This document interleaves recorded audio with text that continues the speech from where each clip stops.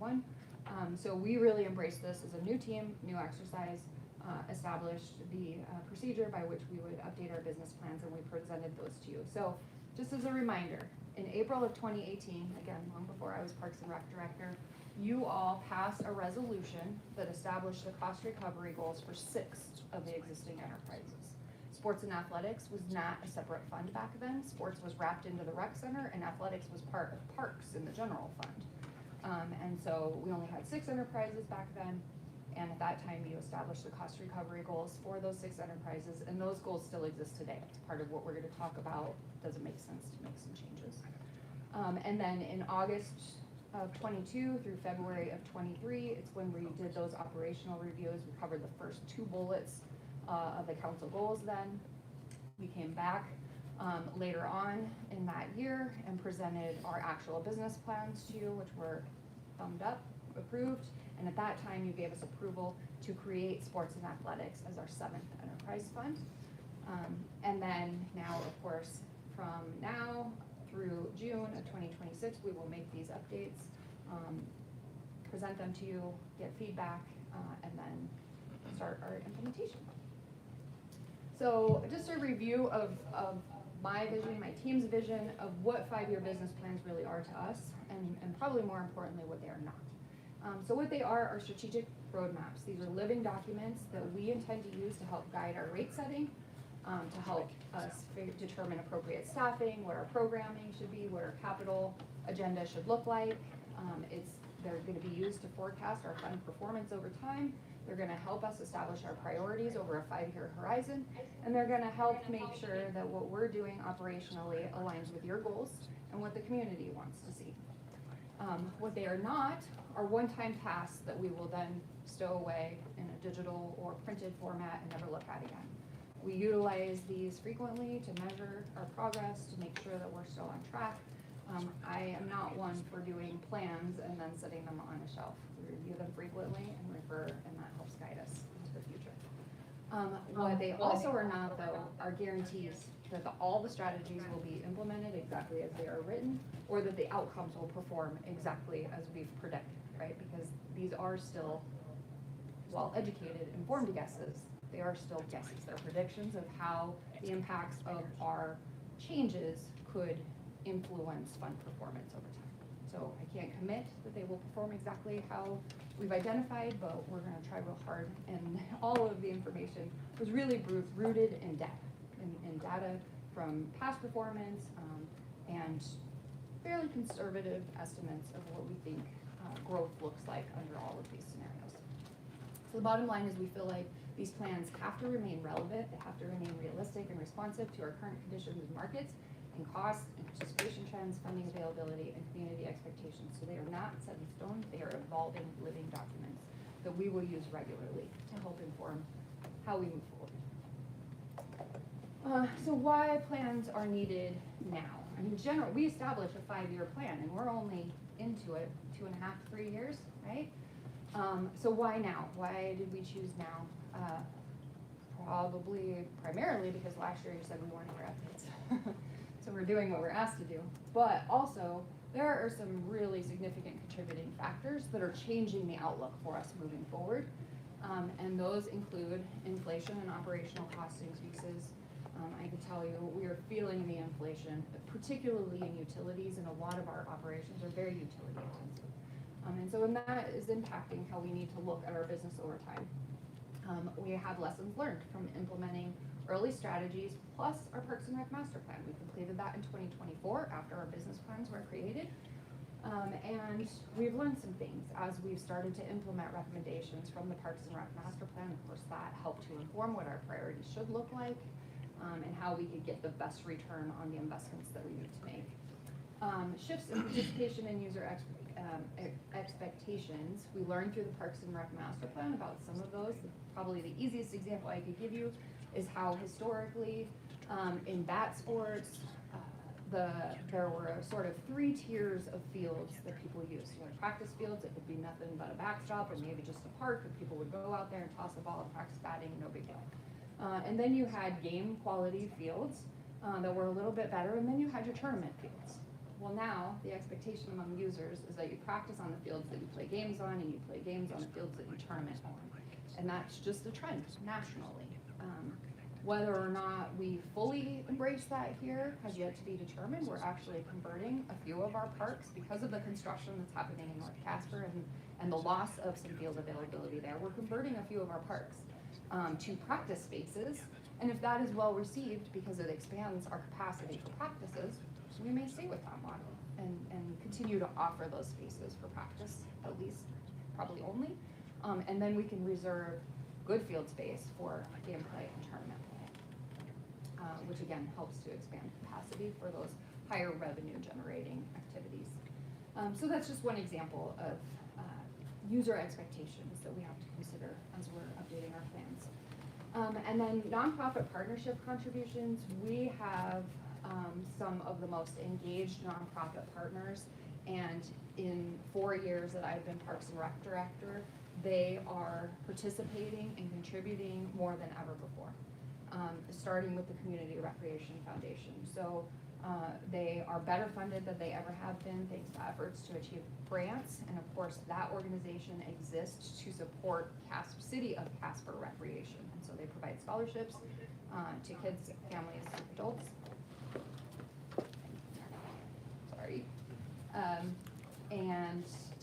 But they have also started to contribute in other ways, such as helping us to purchase equipment that helps us to start new programs. They have given us the funds needed to offer more free events to the community, which of course attracts people to the facility that may not have otherwise come, and then when they see what we have to offer, they may be more inclined to join. And so Community Rec Foundation has just been a blossoming partnership that we really appreciate under Nick Whipp's and his team's leadership.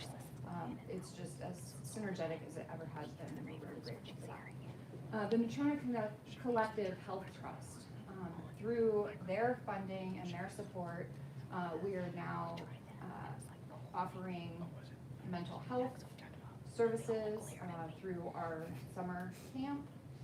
They're helping to support training for our staff so they're better equipped, better prepared to deal with young people in crisis.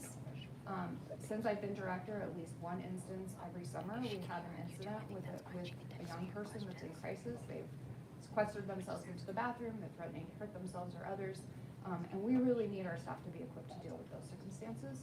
And so through a grant from the Neutrona Collective Health Trust, we have training and people available to help us deal with those things.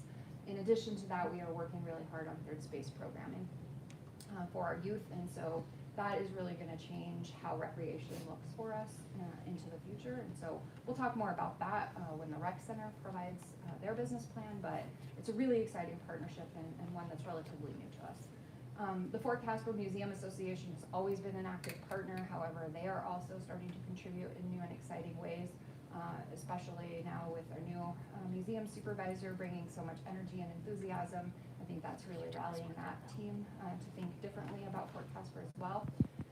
CRLA, our league's partner, just recently contributed money to purchase volleyball stanchions. So all of these groups are now starting to help us meet our goals and our missions in new and different and exciting ways that are really helpful. And then of course, through Friends of Hogadon and Casper Amateur Hockey Club, we're talking about big investments, right, in ice and Hogadon specifically, which will definitely change the way those operations function into the future. And then lastly, certainly not least, we have current and upcoming investments that will definitely change the outlook of several of our funds. And so you see the chart, it explains that since January 2023, the city has successfully been awarded over $9.4 million in grant funding for parks and rec purposes. My department has worked really hard to secure these grant funds, and we're very, very proud of that. The city cash match is about $3.5 million for a total investments in the community and parks and rec assets of about $12.7 million. But that means that we are able to construct assets at about 28 cents to the dollar, right? The ones that are highlighted in yellow are impacting the outcomes or funds that we're going to be talking about today. The two darker green ones will impact funds that we'll talk about in June. But because of these major investments, it's really changing the outlook for some of these funds and made it a good time to talk about what that looks like into the future. Okay, so here are the goals that we established for our updated plans. And it is really rooted in what I believe and my department believes is the function of a public Parks and Rec department. We are here to create places for people to gather, to connect, and to be healthy. And that is our mission. That's what we're passionate about. And so we want to create those opportunities, whether no matter what age, what income level, what ability you have. We want to create spaces where people can gather and be healthy, whether that's physical health, mental health, social health. We want to contribute to that livability and well-being in the community. So in that framework, though, we know that our updated plans need to improve our cost recovery.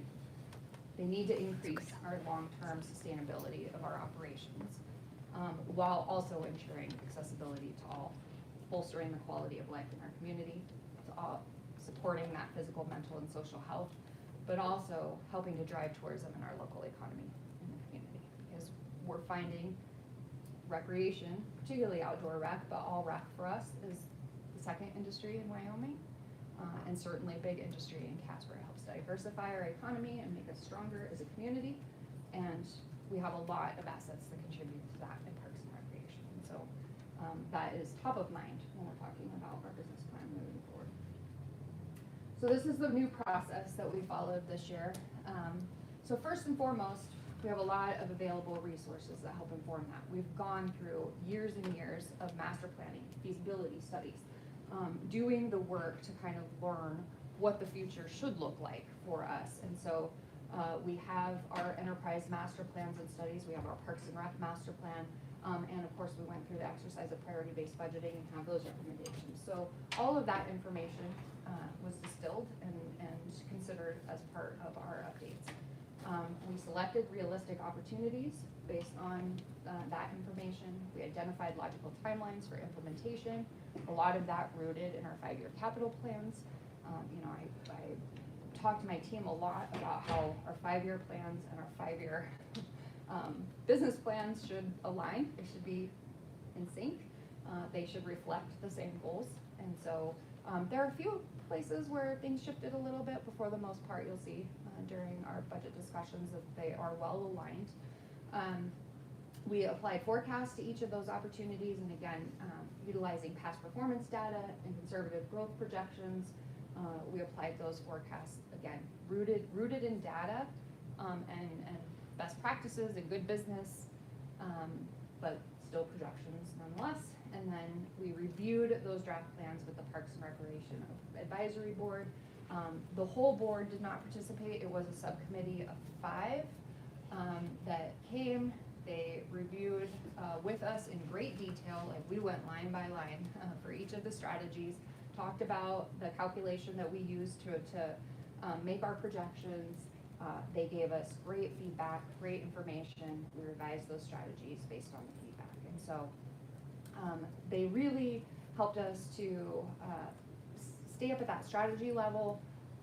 They gave us feedback that helped us balance cost recovery with affordability for the users who they represent, right?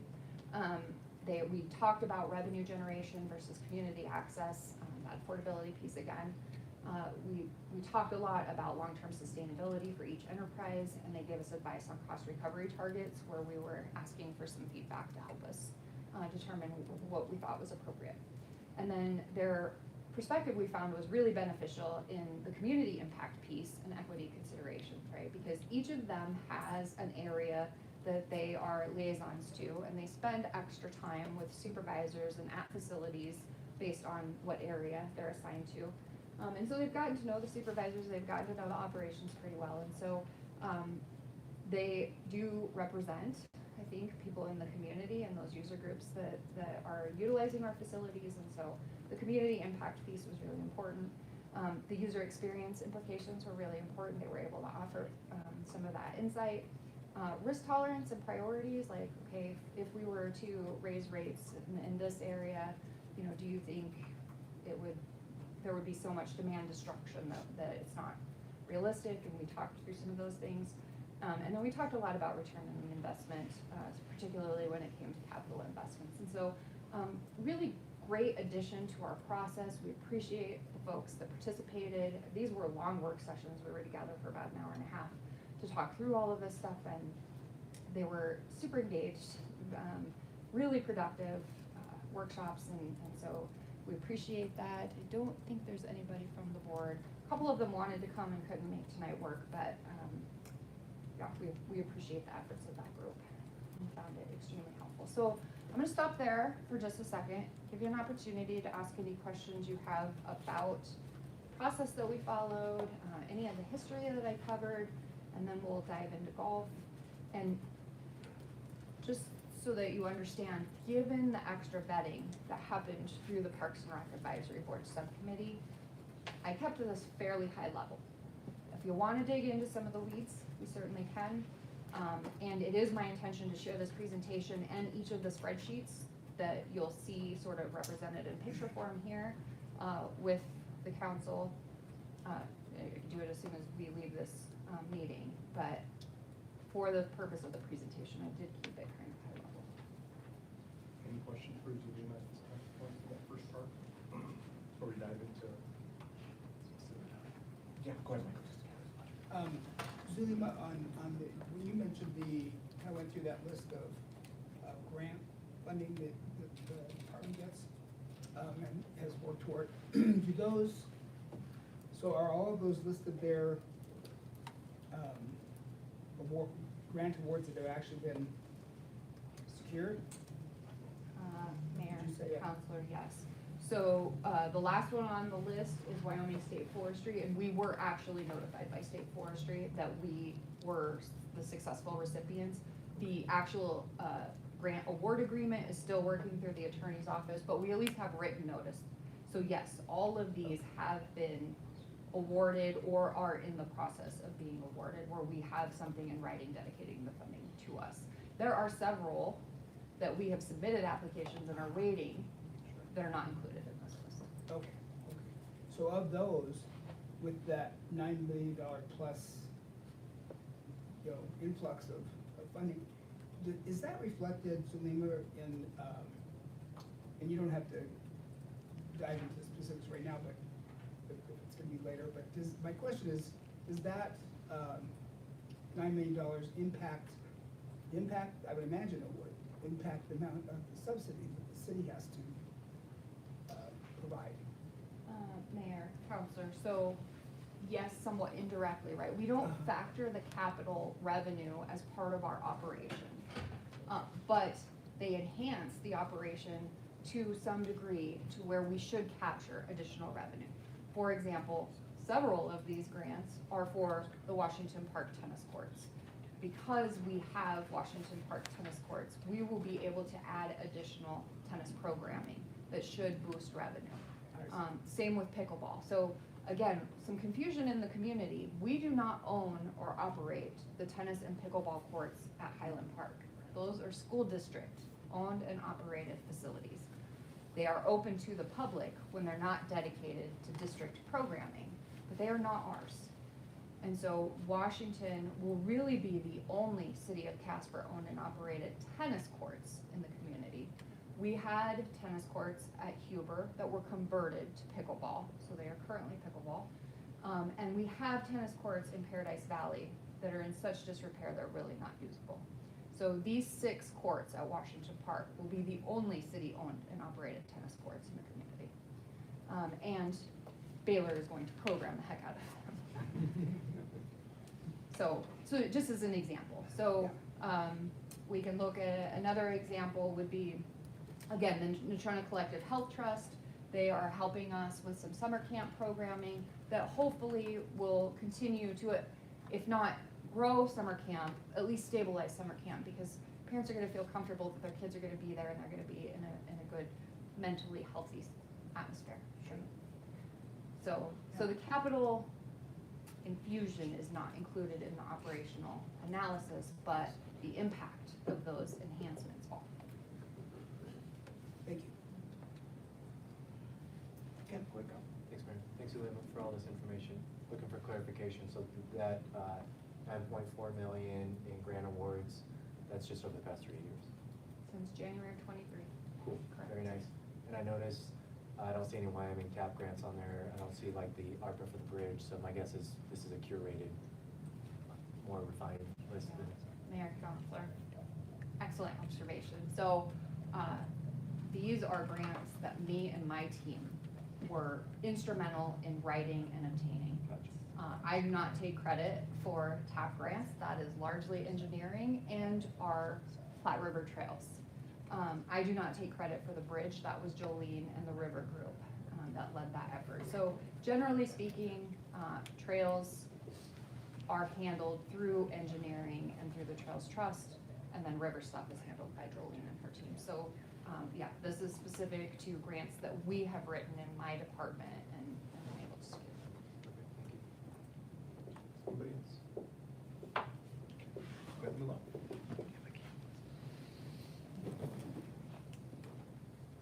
Okay, so municipal golf, again, Jason Ostlund is here to help me answer any questions, and Randy Norvell. Didn't forget you that time. Okay, so let's start with some priority-based budgeting considerations. And there will be a couple for each of the enterprises.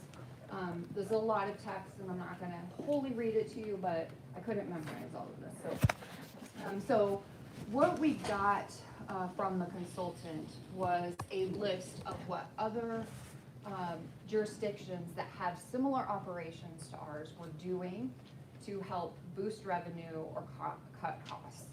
And so in several of the programming categories that we identified that we do here in Casper, there were a few suggestions from a couple of different communities. And so these particularly resonated with us in terms of timing. And so the description is what the recommendation was, and then the bullet points are kind of how we're responding to those recommendations. So it was suggested that we could implement operational efficiencies, including proposed automation. As an example, automated ball dispensing machines to reduce staff time in the golf shop and on the driving range. And then it was stated, you want to plan your capital improvements to reduce your long-term maintenance costs. And so the Muni installed an automated range ball dispenser in 2024, so it's been functioning for about a season and a half. There has been an increase in range revenue from that dispenser, but admittedly no cost savings from staffing because those staff were not reduced, they were just reallocated to other duties to serve the golf shop operation. So not necessarily a cost savings as was suggested by the other municipalities, but definitely a revenue generator because with that ball dispenser, we're able to have people at the driving range earlier than when the pro shop opens and later than when the pro shop closes, and so that has boosted our revenue. The 5-year plan does include, and you'll see that, exploring autonomous mowing equipment. So the technology is still fairly new. We're not ready to implement it right away. We want everybody else to work the bugs out, and then we'll look at doing that. But autonomous mowing could certainly yield savings in seasonal labor. And then lastly, the newly implemented facility fee will provide partial funding for our new clubhouse in the future, which we know will address increasing maintenance costs on that aging building. A second consideration was to launch tiered season passes with premium options, early booking discounts, and partnership programs with local businesses for corporate outings and events. Implement dynamic pricing, including fees at peak times while keeping off-peak rates affordable. So you may recall that the most recent rate increase introduced dynamic pricing for the first time for the Muni, with higher weekend green fees than the fees are during the week. And then the business plan does also include the consideration of partner and tiered season passes. Some of those suggestions that you all made actually when we were reviewing golf course rates. And so when we evaluate rates again, we will definitely dive deeper into that and see if that makes sense for us. Tiered passes could include cart and or range access as well as merchandise and instruction add-ons. So we'll be looking at packaging those things together in attractive ways and seeing if that can help boost revenue. Okay, so in addition to those, you will see a couple of other ideas. We're still looking to increase sponsorships on the golf course and on our golf carts. So of course, when we bought the new golf fleet, we introduced a software that will allow us to advertise on the carts themselves. It also allows for GPS and, range, distance, finding to the hole, all of the great things that golfers want. But we feel like we're still lagging in the opportunity area of getting advertising for those units.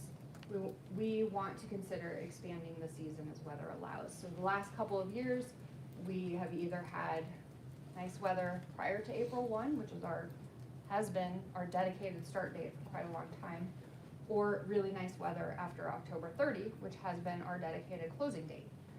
And now we're gonna be more open to, if the weather's nice, we should extend the season or open earlier, rather than having those just set dates that are not, I wouldn't say arbitrary, but certainly don't need to be locked in. Winter golf instruction program. So currently we don't really have a good mechanism to offer programming in the winter for golf instruction. And so we did a swing start with the rec center, which was nice for kids to kind of have an introduction to golf. But we think that there's opportunity there with all age groups essentially. And so looking at different partnership opportunities to utilize maybe facilities offsite, or make some capital investments to have facilities on site that we can utilize for winter golf instruction. We need to finalize a new logo so that we can boost merchandise. One of the things anecdotally we hear when people come to the Muni, they want merchandise that's branded the Muni. And we haven't been able to offer that in a really consistent way. The logo we have now is fine, but it's hard to shrink down onto a golf ball or put on a t-shirt or put on a hat and look really attractive. So we need to find a balance for merchandise, and we think that will help us boost sales. Think when people come to the community, like for CNFR, we see increased traffic and they want that Wyoming specific stuff that we're not able to offer right now. So we think there is capacity to establish new league offerings. Right now, our men's league is maxed out, so should we offer an alternative to the existing men's league? And then also maybe some youth league expansions and some women's league expansions. Right now, our women's league is in the middle of the week during the day, and some of us have to work, so that doesn't work so well. So looking at some evening options maybe for women's leagues, we think could be beneficial. Again, as we covered with the priority-based budgeting stuff, bolstering that pass holder benefit, and then improving customer service through improved hiring and training. That is something that maybe, well, it could generate revenue, right? Because word of mouth is important in this community, and if you're not treated well at a facility, you might be inclined to tell your friends and family that, and then they may be less inclined to come and patron our facility. And so we recognize that there's been a little gap in customer service that we need to address, and so we're doing that through better hiring and then better training for our front desk staff. In terms of cost reductions, a lot of these are pretty significant capital investments. We need to replace the outdated links course irrigation system, which will reduce water use and waste. We need to look at dredging the irrigation pond, which will reduce our reliance on city water, which we pay for. There's some work that needs to be done there. We need to resurvey the pond to get an exact amount of capacity. The cost estimates that we're getting to do that pond dredging are coming in really, really high. And so we are actively seeking grants right now to try to help offset that cost for us. Because it is related to water resilience and conservation. The less we use, the more is available for others to use. And so we're optimistic that will help in the future. We need to consider at least the reduction or redesign of sand traps throughout the course. Sand traps are very material and labor intensive. And so repositioning or just removing altogether may not change the course experience much, or may improve it for those of us who don't like getting in the bunker. But it will take some of that maintenance burden off of the staff and save us some dollars there. Again, exploring autonomous mowing to save on staffing, and just improving overall staff efficiency and avoiding overstaffing expenses. So we had a little runaway in staffing in the summer last year that we're trying to kind of rein in this year, so, and into the future. So just finding that sweet spot of having adequate staff to serve the customers, but not overstaffing to where it's waste. So this is the boring slide. This is probably the slide you care about most. This is a graphic representation of the fund performance based on our implementation of the cost recovery strategies. And you will see that we are projecting growth for the fund from 27, which is budgeted now, into 2031 through the 5 years. And as of right now, our current cost recovery goal is 110%. We do propose to keep it at 110% while we're seeing a higher performance there consistently.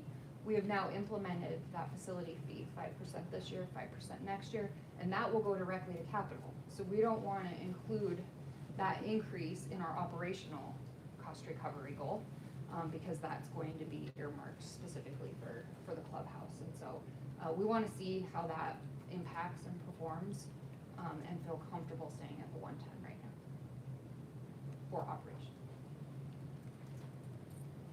So I'm going to stop there. That's the end of golf, and give you guys an opportunity to ask some questions.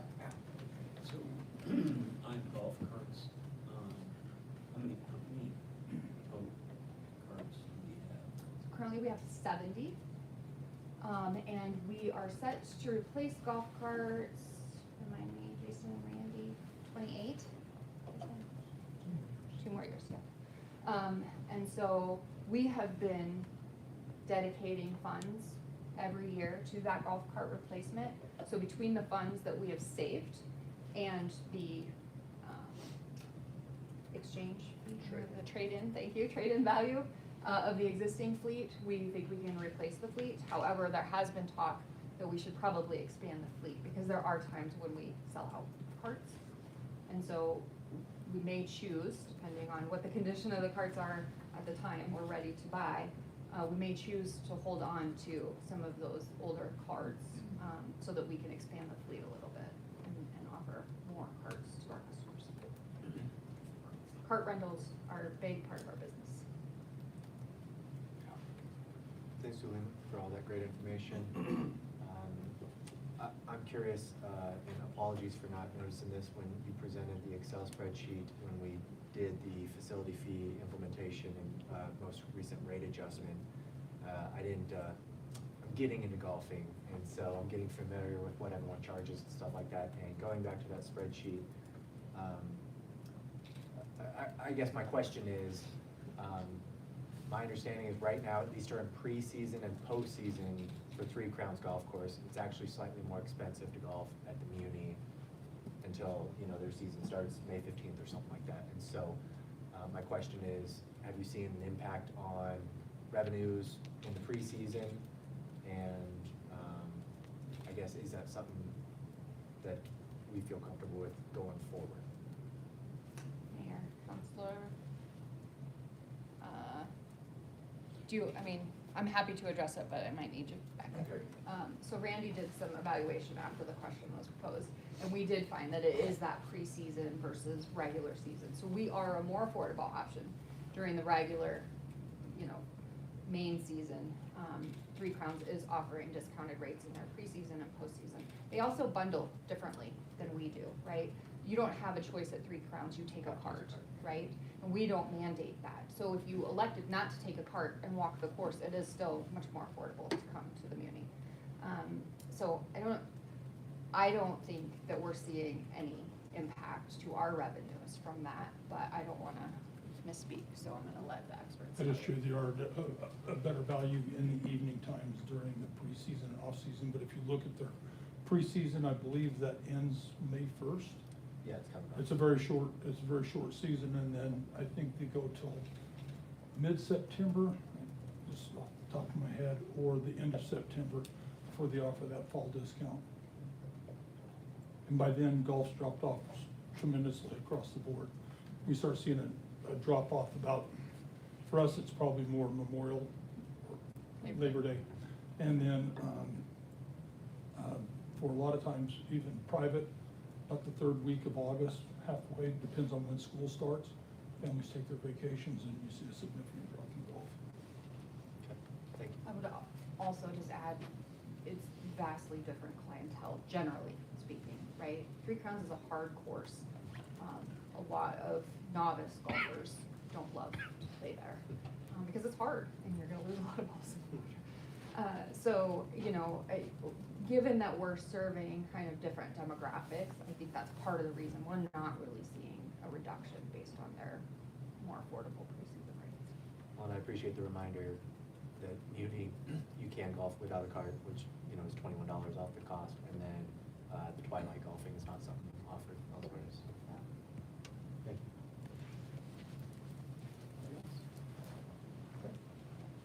Okay. Thank you. Next, we're gonna talk about aquatics. Okay, so let's start with some priority-based budgeting considerations, and some of these you're gonna see, because some of the recommendations that we got were sort of rec-wide, not just necessarily for one program, but more kind of holistic, so, and this is one of them. So the recommendation was to centralize facility preparation and equipment maintenance into a shared services unit instead of having dedicated staff per program. And so, for the last 2 years, and there's a little bit more history here that I won't bore you with unless you ask the question, but for the last 2 years, custodial services have been centralized out of buildings and structures, which of course falls under my umbrella as well. Felt like we could see efficiency and cost savings by centralizing all custodial service out of buildings and structures. The unfortunate reality though was that it wasn't really efficient, and it wasn't very effective. We started seeing increased complaints about the cleanliness at the rec facilities. We started having challenges, and some of that was because staff was so spread out throughout the community that it was hard for a single supervisor to quality control the services that were being provided. And so, starting this year, earlier in 2026, 4 full-time custodial employees are being supervised by Edwin and shared across the 3 indoor facilities that are connected, the aquatic center, the rec center, and the ice arena. So these 4 employees will offer the coverage that we need for all 3 of those facilities in a shared manner that makes it more efficient and cost effective for each of those individual funds. And they are seeing dramatic savings from what was being billed through the work order system through buildings and structures. And so this is one way that we have tried to implement that shared service model in a way that is effective. Yeah. So I don't understand, I mean, so the 4 employees are cleaning the rec center, aquatics, ice, the golf course? No, sorry, just the 3 indoor facilities that are connected. Aquatic center, not all the pools, just the aquatic center, the rec center, and the ice arena. So they can, you know, kind of move across those 3 facilities seamlessly. And then the golf course has its own. They have Jason.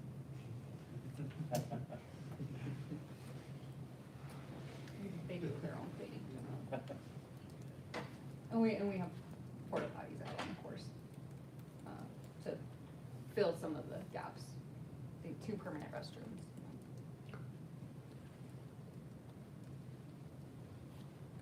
Okay. So the next consideration for aquatics was to implement a shared lifeguard staffing pool and centralize aquatic program management across multiple city pools, reducing any duplicate supervisory roles.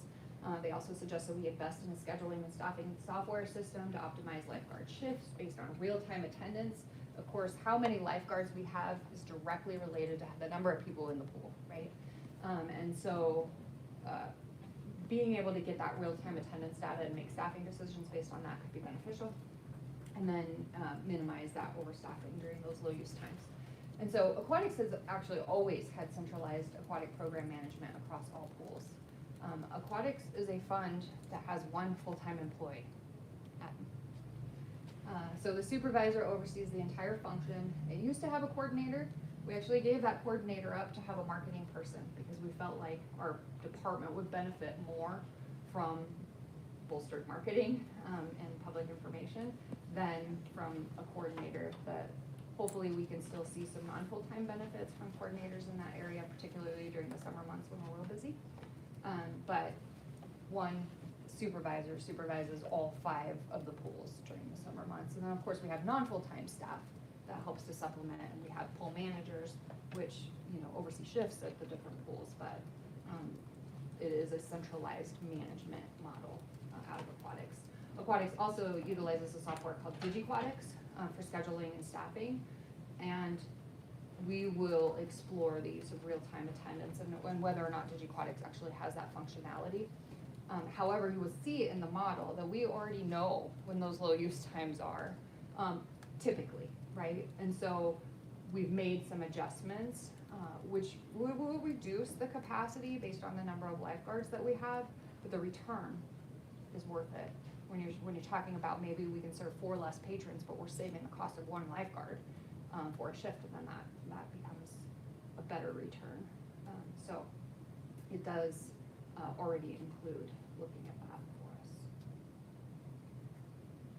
for us. And then the last one is to implement specialized aquatic fitness classes with healthcare partnerships, for example, aquatic therapy and core strengthening, leveraging programs and with higher profit margins as well as grant-funded opportunities, because there are more of those for health and well-being type of activities. And so we can market that to seniors and rehab groups, attracting grants and sponsorships to reduce the subsidy.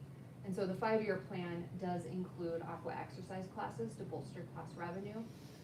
And staff has been successful, as you saw, in securing grants to assist in capital purchases and to expand programming. And so we will absolutely explore grants to expand health-focused fitness programming for our aquatics functions. Okay, so those were the 3 priority-based budgeting recommendations. And in addition to that, you're going to see sponsorships over and over and over again. I think that is a real growth opportunity for us, and we're starting to see the benefits of that. For the first time ever this year, we finally have some advertising up at the Casper Family Aquatic Center. We're seeing some at some of the athletic fields, and so our partnership with OVG for sponsorships is starting to finally develop, and we're getting some interest in the community. And so I think that's unlocking some benefit for us that has been underperforming up until now. Partnering with local businesses for events, promoting programs and events through improved website usage and that social media marketing. So again, you're going to see a lot of the marketing piece, and now that we have a dedicated person in public engagement to help us with that, we're really excited about what that could yield for us. Evaluate and adjust our admission rates, of course, and member pricing, review and adjust rental and concession opportunities across all of the pools. In terms of cost reductions, we believe we can evaluate our operating hours. We'll perform that cost-benefit analysis on staffing during those lower use times so that we can maximize that staffing efficiency and save where it makes sense to do that. And then lastly, we all know we need to reimagine what the aquatic offering at Washington Park looks like in order for us to decrease that operating expense to the best of our ability. Okay, so what I've done here is just graphically represented each individual pool, and then we'll look at the fund as a whole, okay? So in general, this is the Casper Family Aquatic Center. We float between 30% cost recovery and 50% cost recovery. That's kind of the space that we live in. Pre-pandemic, we performed a little bit better. We've just never really been able to reach that pre-pandemic level. And I think one of the primary drivers of that is that the YMCA opened and they have a pool. And so we were never able to gain back some of that market share. And this seems to be where we consistently are. And while there are opportunities for some incremental improvement that we'll continue working at, this is how we project to perform over the next 5 years. These are a couple of our outdoor pools. So of course you see Marion Kreiner's very low in that 26-27 timeline because we are closed for construction. There are still expenses associated because the splash pad's open, and that requires lifeguards to go out and test the chemicals and make sure everything's safe for use. But we're not really generating any revenue right now, and so that's why that is so low. But after we open it for the summer of 28, we feel like we'll be able to reach that 30% cost recovery goal, which is fairly consistent across the outdoor pools, unfortunately. Other outdoor pools are very expensive to operate, they're expensive to staff. And so, you're gonna see across the board that outdoor pools generally, with the exception of Mike Cedar, generally are performing right around that 30% mark. Same with PV pool. Mike Cedar is the premier outdoor facility for aquatics right now. And so they're more consistently about 80% cost recovery, which is great news for us. It helps to bolster the fund overall. And we expect to continue to perform at that level over the next 5 years, despite increasing utility costs and maintenance costs as the pool starts to age right now. Mike Cedar's getting to be of an age that will require more maintenance as well. And then Washington Park, right now performing at that about 30% cost recovery. And as we decide what we do through our master planning process, so we did budget money in the FY27 budget to do a master plan for Washington Park that will sort of tie all the phases together.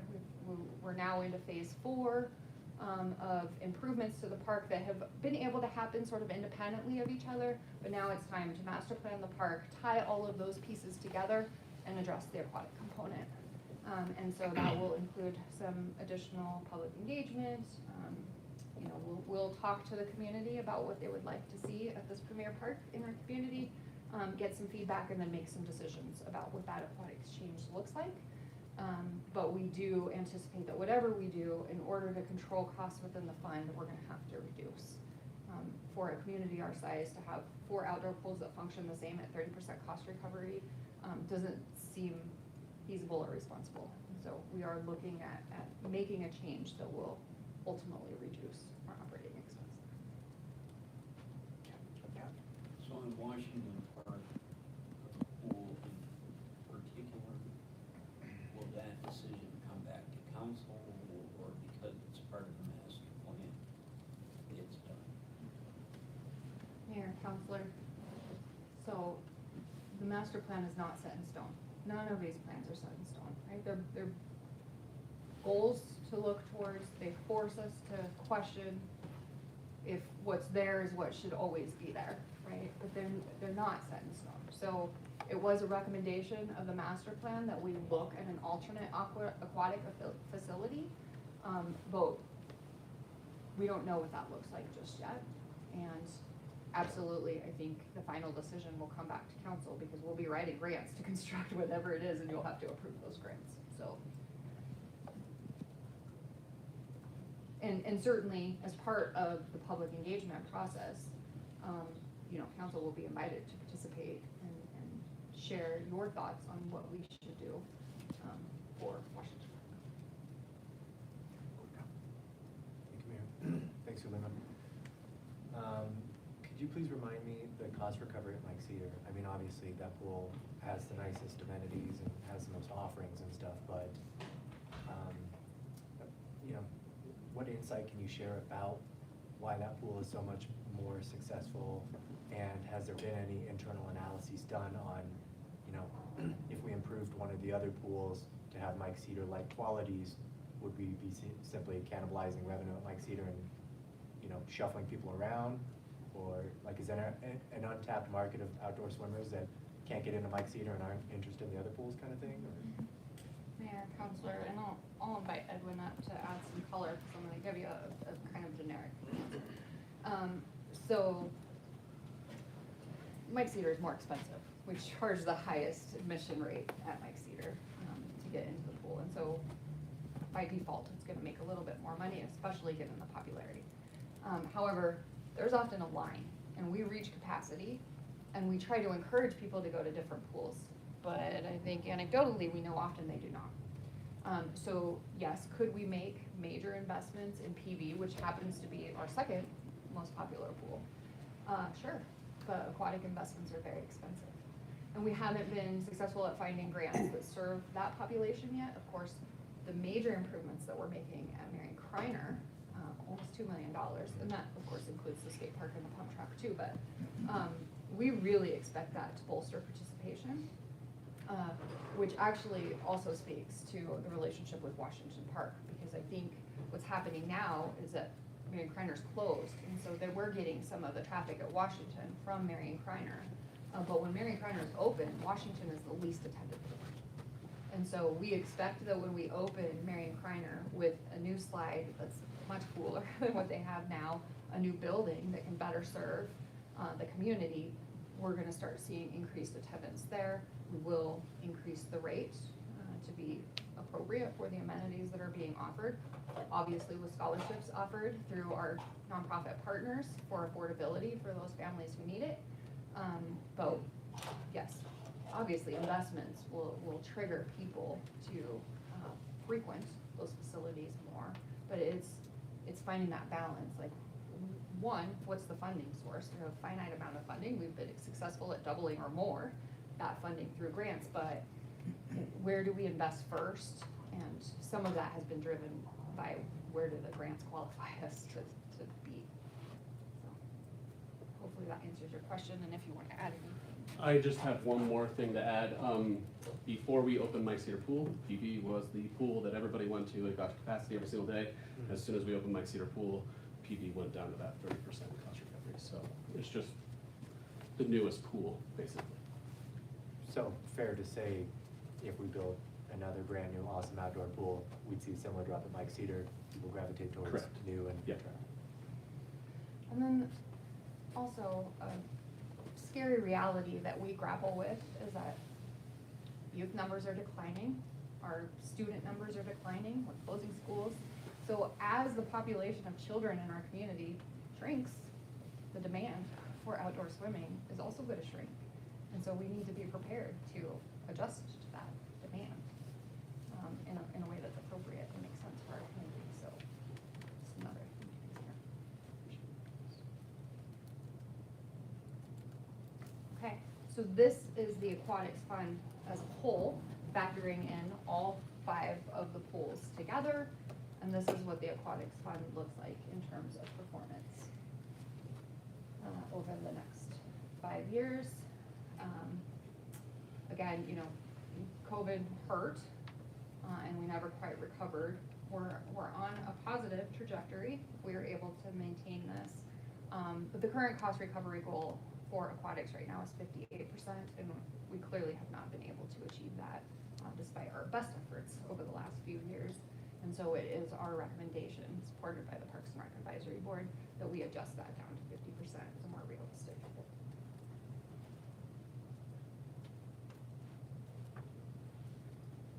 Questions or comments about that? Any questions on performance? Keep in mind, not an RPA average, right? 50%, we're still better than 32%, which is the national average cost recovery for rec enterprises.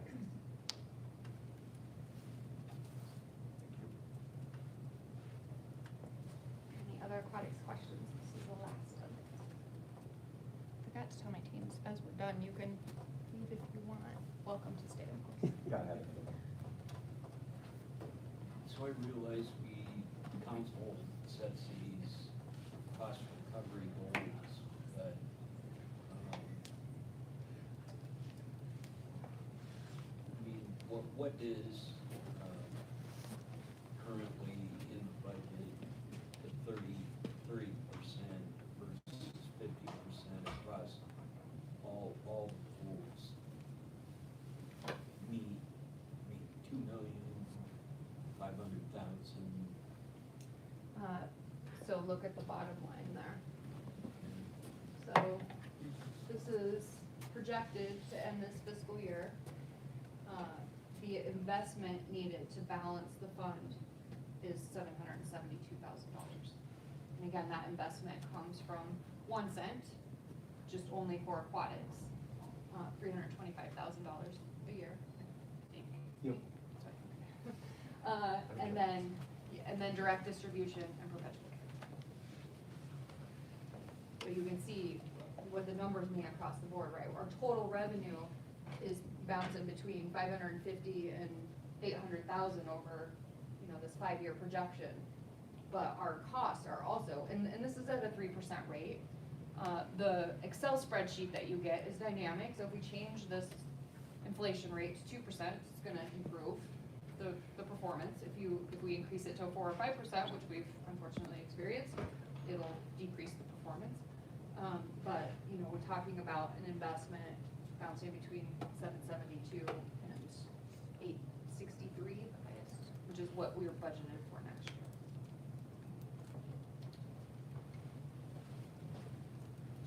I'll elect myself to ask a question. I'll raise it out. Does anyone of you mind explaining the securing sponsorships appears to go down over time, as does improved marketing? Man, happy to explain that. So the way that the projection works is that it's an increase from the previous year. So we expect that improved marketing will increase by $5,000 from fiscal year 26 to 27. And then that $5,000 will maintain throughout. The next year, instead of 5, it's gonna be 9. And so, but eventually it gets to a point where we've reached the capacity and it's not gonna increase anymore, right? Yeah, so it's just a growth year over year. Where are we at, Vice Mayor? Just talk. I just asked a very illuminating question, and I think it's up to you to decide if we're ready to move on. Very illuminating, they won't move on. All right, the next fund is sports and athletics.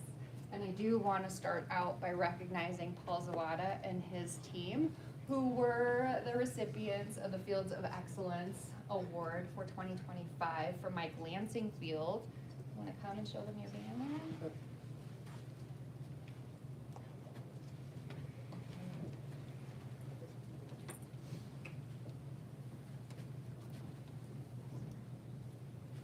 So Paul, I might not do this justice, so correct me if I'm wrong, but this award is given to jurisdictions who have exceptional maintenance programs in place for their athletic fields. And in particular, again, this one was for Lansing.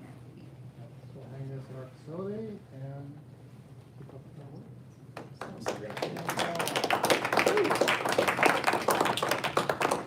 Sorry, John couldn't be here, but he knows he's awesome.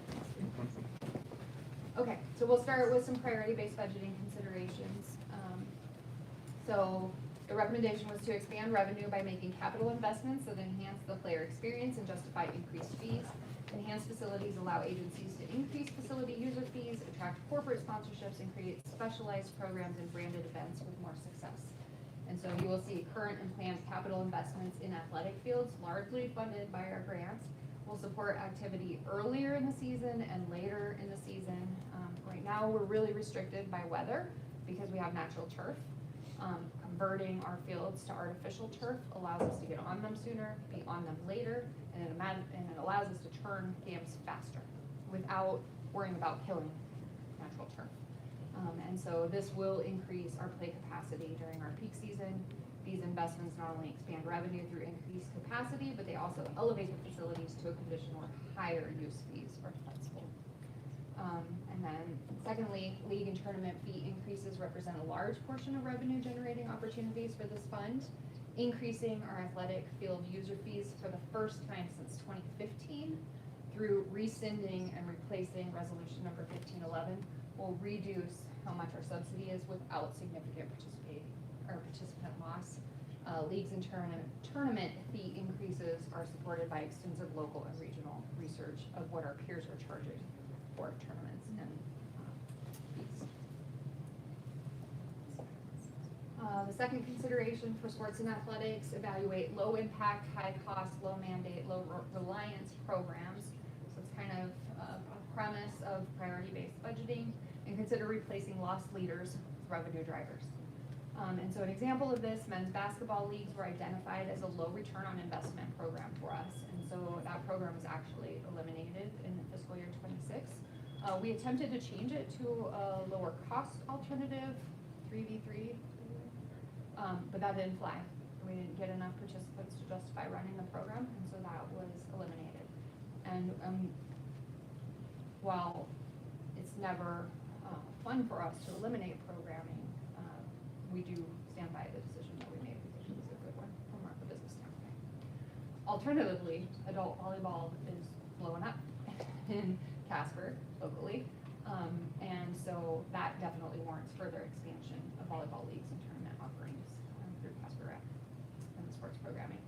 And then regular evaluation of our fees to stay competitive with peer pricing for leagues and tournaments will be important to maintain financial solvency for our sports programs. And again, it's been one area where we've really lagged because the resolution 1511, which again was put in place in 2015, really handcuffs what we can charge because it's based on a per player fee. For instance, the lighting is mandated at $7 an hour. It costs way more than that to light a field, and so we really need to reevaluate that, and we're preparing documents to come to you later on this year to adjust that resolution. And then finally, identify sports development grants to enhance programming at a reduced cost.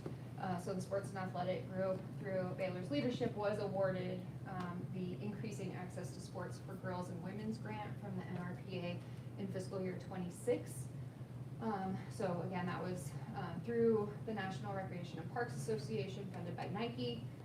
This grant provided $35,000 to implement sports programming for females, and the 5-year plan aims to duplicate that in a boys sports discovery camp for fiscal year 27. So that is an example of how those funds unlocked some initial investment that we need to offer some programming that could continue even though we don't have the grant anymore. And so duplicating that on the boys side and in other ways, Baylor has been really creative and already created a lot of new programming for us, and I think that has a lot of growth potential. So for revenue generating strategies, increase those fees for outdoor athletic programming, expand and properly price volleyball leagues and tournaments, implement those new outdoor leagues and tournaments, including racket sports, through tennis and pickleball. Price rentals and leases to reflect our upgraded infrastructure, so those turf fields. Add concessions operations at ball fields. So last year we had our operator back out at the last minute. Edwin and the aquatics team graciously stepped in so that we could offer concessions, and concessions are a revenue generator.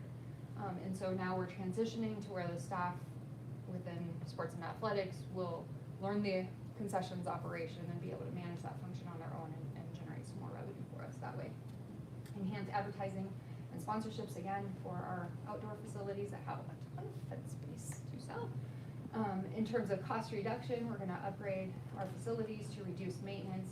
So again, large infrastructure improvements, but we're continuing to pursue grant opportunities to do that. Start with Field of Dreams, which is under construction right now. If you drive by, huge mound of dirt, things are happening and we're really excited about it. Crossroads Park will be next, and then the North Casper Athletic Complex on the other side of K Street, where the softball fields are and tennis fields will be important to us. So this is the sports and athletics 5-year plan, and we can go back to details, but this is how it looks in the 5-year projection. So again, brand new fund created for fiscal year 24. The last 2-3 years, counting what we're projecting for fiscal year 26, we're floating right around 30% cost recovery. But we think that with the changes that are coming and those capital investments that we're making, we can get up to 50%. However, staff said, please don't commit us to 50%. We feel way more comfortable with 40% to start. Let's see if these investments really start yielding the benefit that we think they will before we overcommit ourselves. I try to tell them that their job is not tied to reaching these goals each year, but I understand the demand. Questions? Yeah. So a couple of things, while Field of Dreams is under construction, how can you raise rates on like youth baseball? Great question. Mayor, Counselor, so when we bring that resolution to you, the season will already be practically over, so it really applies to next year, after the improvements are made. But you're renegotiating currently with like youth baseball and on their long-term leases and agreements. So I'm a little confused Counselor, so you are right. The long-term lease with Casper Youth Baseball actually expires next year.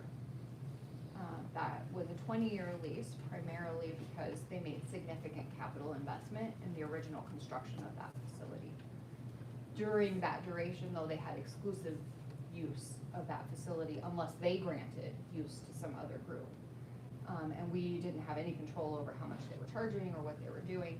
They were to be responsible for the maintenance and upkeep of the facility, and that hasn't really happened.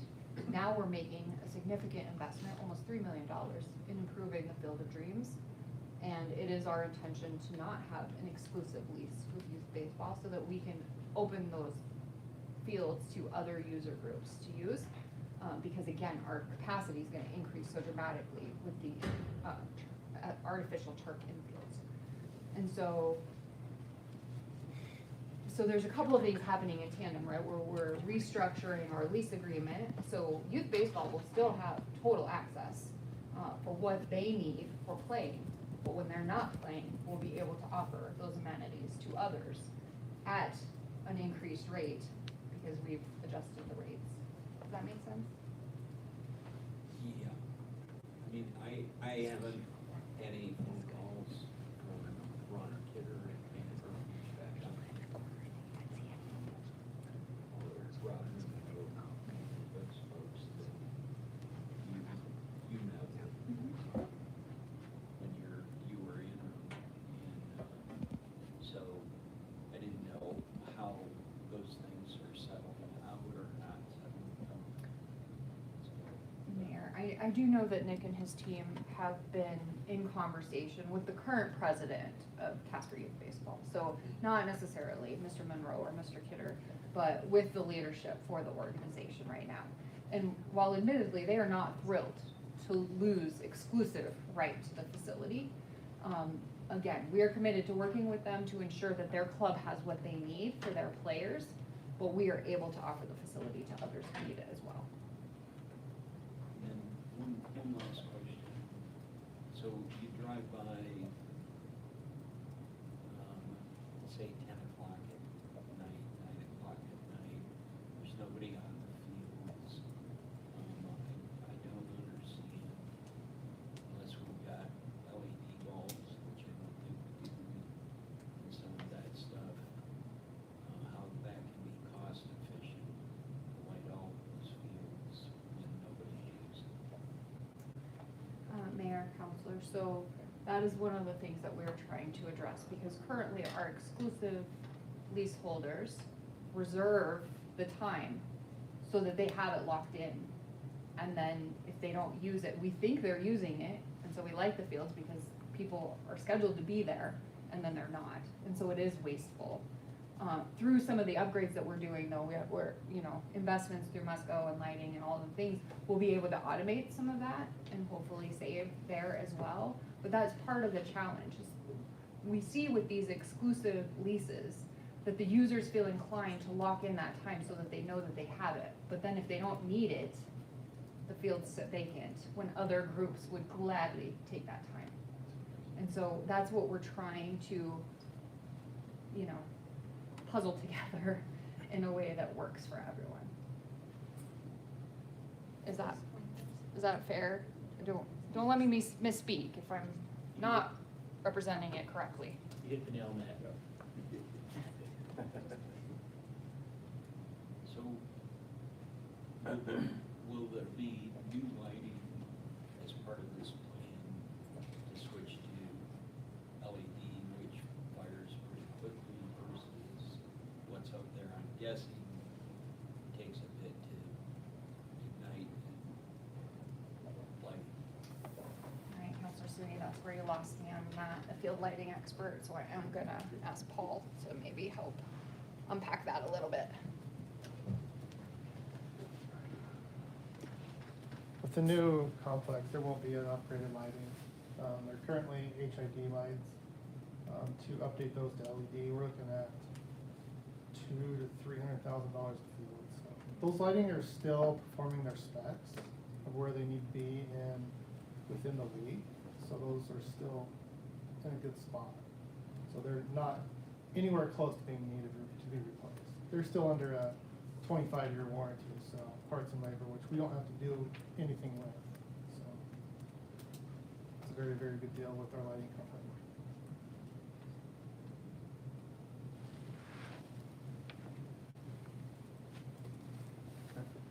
Jenna has to leave, that's what she said. So,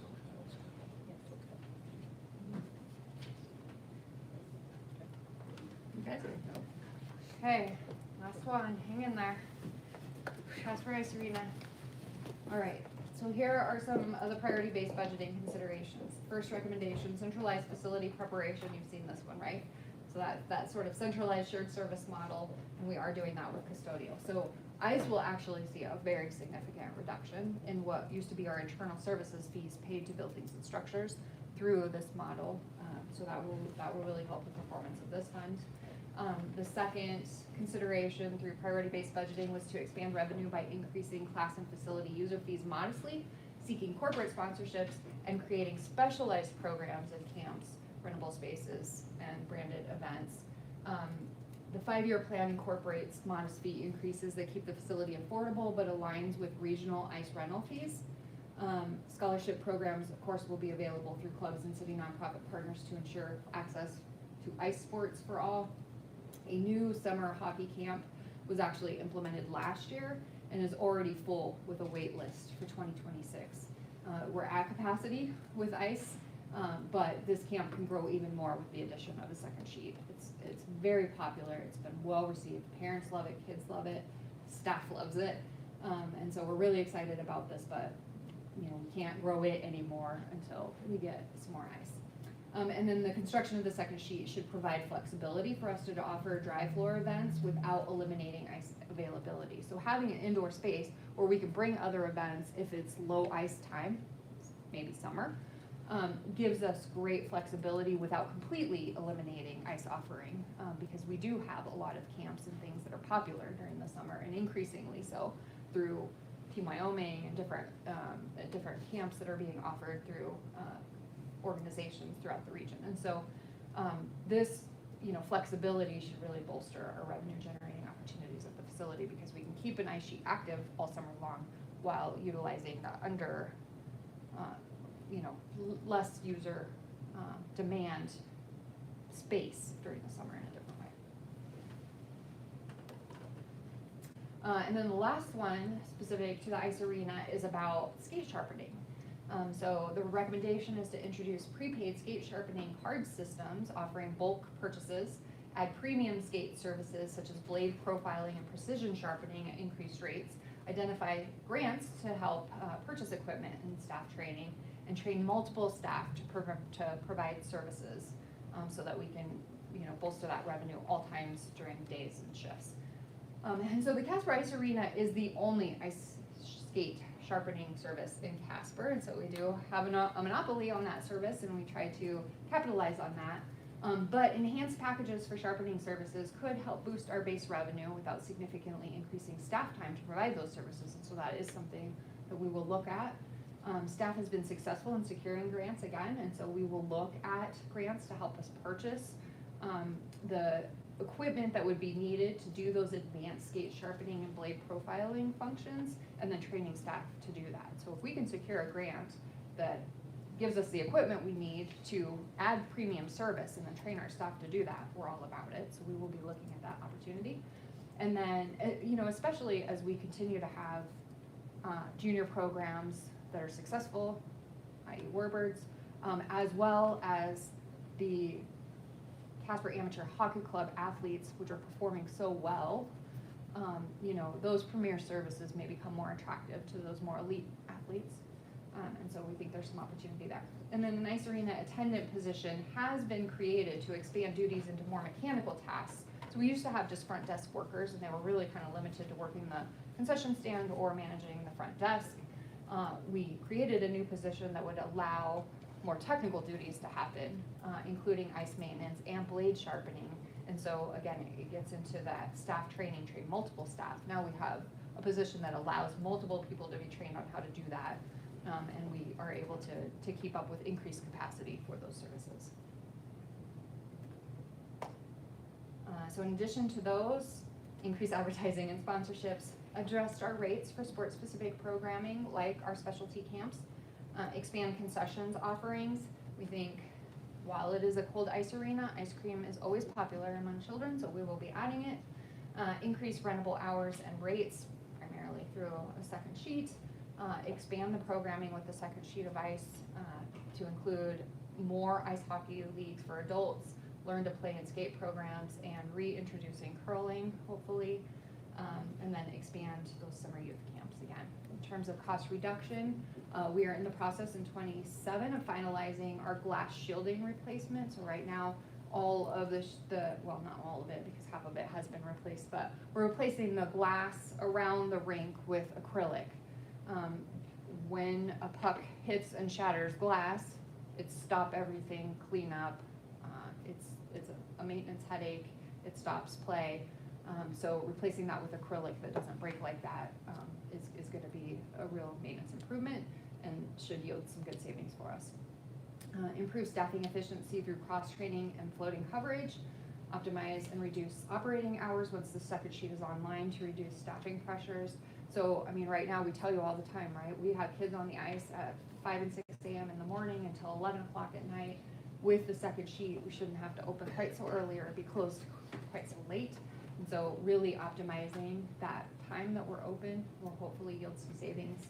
And then explore more efficient ice resurfacer options, including electric and maybe even autonomous units. As, again, that autonomous technology is evolving, we may look at opportunities to do that. So this is the 5-year business plan, and this is what it looks like.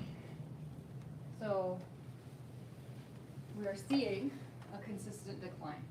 I mean, as costs continue to go up in utilities, and ice arenas are very utility mechanical operations, and so it's intensive that way, and so we are just struggling with keeping up with the costs of operating, but because we're at capacity, we can't generate any more revenue. And so it's really incumbent on the second sheet to help us get back to a place where our cost recovery feels more reasonable. That being said, we're coming back the first meeting in June to give you an update on the project itself. And so it was not my intention to dive deep into this project necessarily, but to show you the business plan that includes the project being completed, because we really think it's gonna happen. So you guys will be coming back to talk more in depth about that. Correct. Go ahead, Pat. So on the concessions, will the new second sheet ice have a concession area? Or are we talking, trying to bolster the current format? Mayor and council, the current design is shared concessions between the two sheets. So we'll need to expand a little bit, but it will share concessions with the two sheets, just to save. So, and then on the skate sharpening, where is that space? Where's that happening today? Chad, would you like to? In your office? Yeah, or- please. Chad? Please come up. Mayor, council, there is a room behind skate rental. It's about the size of a closet, but it fits a sharpening machine perfectly in there. And I'm really excited about this subscription service with skate sharpening. I think it'll make it easy for parents and kids to pick up their skates on a monthly basis, and they'll renew like any other pass. So.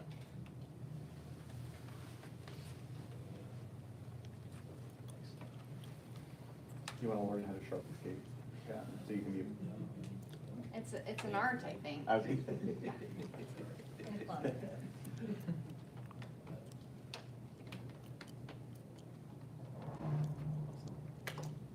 That's it. All right, I know we asked questions along the way, but I does anybody failed. have any follow-ups? Yeah. So, Mayor,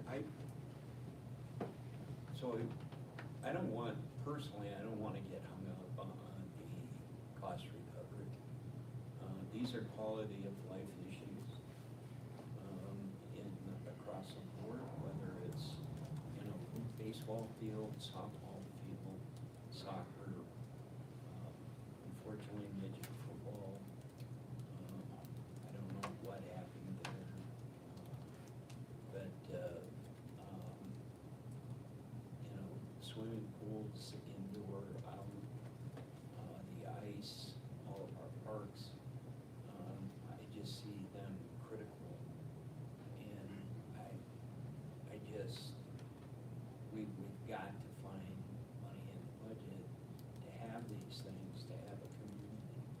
But that's just me, I'm only one vote, but I just think it's critical. I know there's lots of folks out there that this isn't the role of government, and I say bullshit. So frankly, and it is our role to have a thriving community and not dead space all over the place. Mayor, can I respond? Please. Counselor. Thank you. Thank you for that. And while I appreciate your comments about not being hung up on a cost recovery, and I think my staff also appreciates that, one thing that a cost recovery goal does do for us is it helps us to shape our budget with a target in mind, right? So, again, let's focus on did we meet that target 100% or not, but in terms of budgeting, it helps us to stay mindful of managing our expenses appropriately, thinking about revenue generating opportunities to the greatest extent that we can, and not getting complacent. We want to be good stewards of the dollars that we're given, while still maintaining that important livability piece that we feel like we exist for. I absolutely agree with you. We function to create a community that people want to live, work, and visit. And that's what we try to do, but we try to do it as financially responsibly as we can. And so, hence the ask to reduce where it feels appropriate to do that, because we've struggled to meet that target and it's not sustainable. And so we appreciate the consideration and the fact that, if we don't meet those targets, we're not gonna stand up here and just be berated in public. No, and Mayor, I appreciate that response. Yes, I didn't think about it that way, listening, but, not to bring a sore subject up, but we didn't know, we weren't gonna have snow, Yeah, that's brutal. so. You are the oracle. You know everything, Patrick. It's right over your head, it's done. Yeah, but, thank God we're getting some moisture. That's pretty significant. And hopefully it keeps coming. But, so, we don't know where water is gonna be, water with this summer, let alone, I think property taxes will be a little different this year in the modeling. People will be a little better off, depending on how many people put in for the 25%, how many people were able to put in for the 50%. But I think it'll be a little better, in my opinion, and who knows if the 50% goes through in November, and it'll take the legislature a little bit to set that, but that will be disastrous. So unprecedented, if that does go through, but I appreciate the response. And I'll follow up with what Pat was just saying, because I think, we're looking at the different outcomes of there's a large body of evidence to show the benefits of recreation in our communities, and you talking about physical, mental health, social cohesion, community, economic development. It's a big part of that. And the one that I like the most is the equity disparity, especially with low income individuals in the community to be able to do that. And I'll die on that hill when it comes to recreation and the amenities, because I've seen it to mental health, the access for individuals, and so it's an amazing, necessary investment that we have. So, and I'll challenge anybody to prove me wrong in data, the research on that. So, It was much more eloquent than. Thank you. yes, you bet. I kinda like bullshit. That works too. Kyle. Thank you, Mayor. Thanks, Zulema, for all this. I don't have any questions about the presentation. I am just curious, Ford Wyoming Center and Hogadon, are we gonna touch base on that at some point in the near future? Great question. Mayor, Counselor, Hogadon will be included in part 2 because it is a bona fide rec enterprise. Ford Wyoming Center is not considered a rec enterprise, but certainly we can come and share performance data on the Ford Wyoming Center.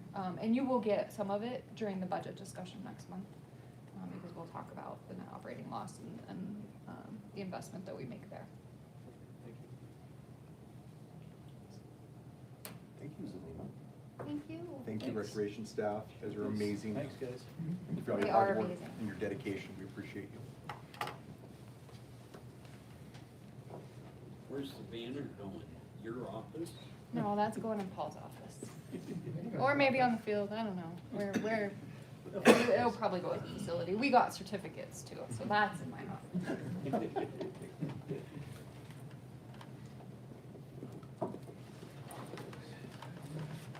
Thanks, gentlemen. Thanks, everyone.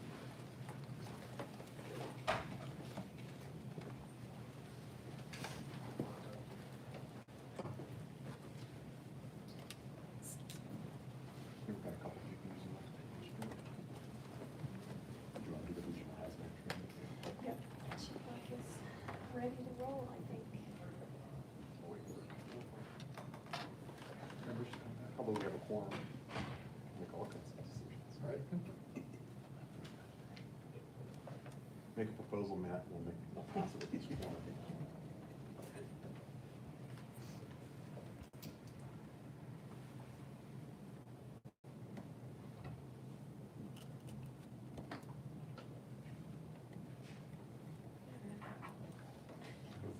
I keep like almost grabbing. Oh, sorry.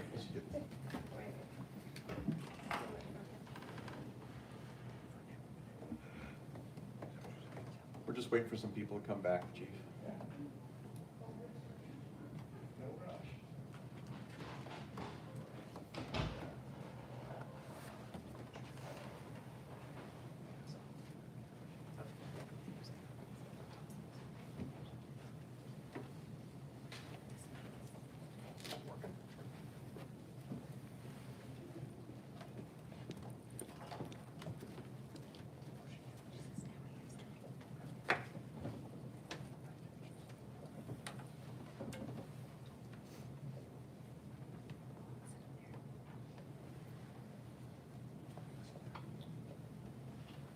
What is that? That was all quiet. What's the,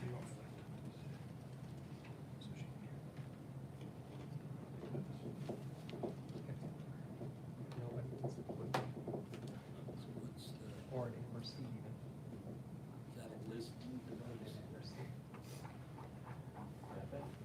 Yes. I think they're It's other streaming. building, yeah. Yeah, because of the microphone's not working, so they're streaming through that.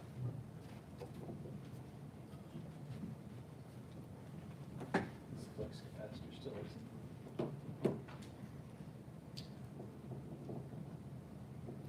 I think that's late for Amber to fill in.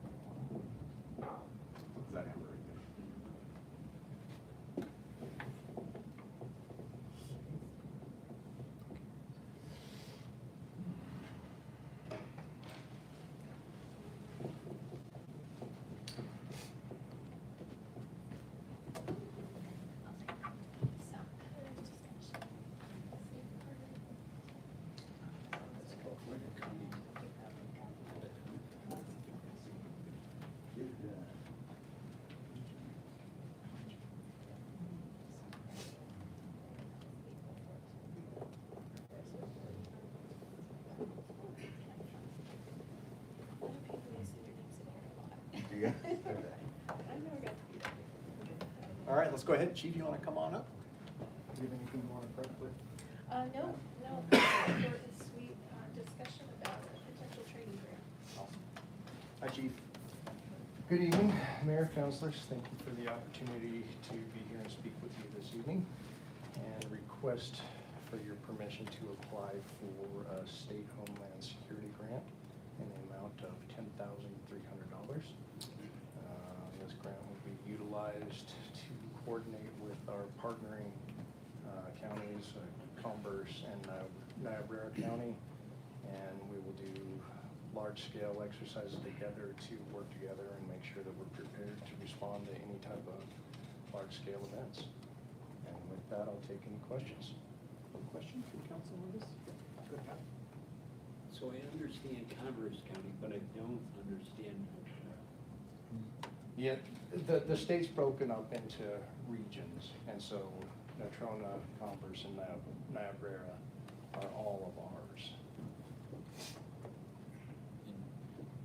So I'm assuming Niobrara doesn't have a great deal, they're one of the poorest counties. Yeah, I don't believe that they have the type of resources that we do. So, as a region, we collectively have different pieces for the regional response team. And so we have the largest amount, I believe, between the three counties. And so anytime we can get together and do any coordinated training to make sure that when all of us are together, we're on the same page, it's a good advantage for all of us. These funds came up from a 2022, 2023 grant cycle, just popped up here recently. One of my company officers saw it, and we want to apply for it, and we got to spend it before the end of August, so it'd be a good opportunity for us. Any other questions for the chief? How's everybody feel about? Good to go. Thank you very much. Thank you, Chief. Appreciate it. You guys have a good night. Yeah, you too now. Awesome, let's move along to our final item, options for gaming and gambling restrictions. Madam City Manager. Thank you, Mayor. Council, so we are here tonight at the request of council to consider gaming, and I believe there was a discussion requested as to whether council might like to consider a pause, if you will, on the expansion of gaming, existing gaming establishments, or the establishment of new gaming facilities. Just a little background here, gaming and gambling establishments can have a lot of land use considerations. That includes they can impact parking demand in the area where they're located, hours of operation, concentration of other gambling establishments in a single area can exacerbate all of those issues that a single establishment would bring. And then, of course, the really major concern, I think, oftentimes from a public policy making standpoint, is whether gambling establishments are in fact compatible with other nearby uses. These businesses often function as late evening destinations. As you well know, they can generate higher traffic and parking demand. They can have a lot of signage that you would not see with other types of businesses. And so for that reason, the clustering of them in certain parts of town can really shape the character of those districts and possibly limit the opportunity for other types of commercial development to occur in and near a conglomeration of gambling establishments. So your staff over in the Community Development Department conducted a review of the city's zoning framework, and here is what I can tell you. There is in your cover sheet a summary of zoning districts that currently allow gambling or gaming establishments as a permitted use by right or as potentially a conditional use. Those include C2, where it is permitted by right, C3, where it is conditional use but has to be 300 feet from any school or church. In C4, your highway business zone, it is a permitted use. It's a conditional use in M1 and M2, but again has to be 300 feet from any school. M1 and 2 are limited and general industrial. And then in the old Yellowstone district, it is not currently expressly prohibited under the form-based code. So what I can tell you is if council wishes to explore changes to the city's zoning allowances, as I just described, staff would recommend that you would consider a temporary moratorium. This would be a tool that you could use to maintain the status quo in any area where you do not want to see gaming development occur during the moratorium period. We would suggest 180 days. That's really the typical length of a moratorium on development that you see really throughout cities. It allows us some flexibility, but also doesn't create a moratorium that is so long as to sort of really eliminate the possibility of that use. We understand that you may have some interest in talking about certain areas of the community that you may want to apply a moratorium, and that you may not want to apply it unilaterally across all of the city.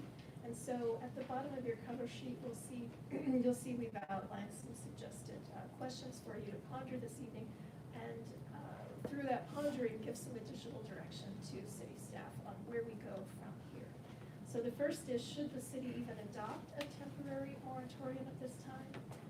Then if you think we should adopt a temporary moratorium, then we would like to know what geographic areas or zoning districts you would like that moratorium to apply to. And lastly, does council have any initial direction for us on what a long-term regulatory approach for gambling and gaming uses might look like? And so there are some examples there we can unpack a little bit further, but probably we should address the first couple questions and let you guys work through that, which is whether you are interested in a temporary moratorium to allow staff time to look at longer-term regulations on gaming and gambling. So before we go there, so when you say gaming, I'm curious the difference between what's conceived here between skill-based games, which are restricted to begin with, you only have 4 per location, versus historic horse racing. Are we just talking historic horse racing, or are we talking both? Mayor, through you, and Wallace may want to jump in if I am incorrect, but I believe that we are talking about under municipal ordinance any kind of gaming or gambling, which would include both of the examples that you just provided, Counselor. And bingo, I don't know, I'm gonna have to look at our city because attorney. bingo got included in the Depends last on- legislation. I am unclear on that, maybe Wallace is clearer. So the moratorium can be framed the way that you want it. If you want to include some of it, you can certainly do that. If you want to exclude other pieces, that's up to council to decide. You have the legal authority to include any or all of those. And another question before we delve too deeply, I appreciate that, because I would resist skill-based games, because they're kind of critical to like the Elks Club, VFWs, and some of those operations in particular.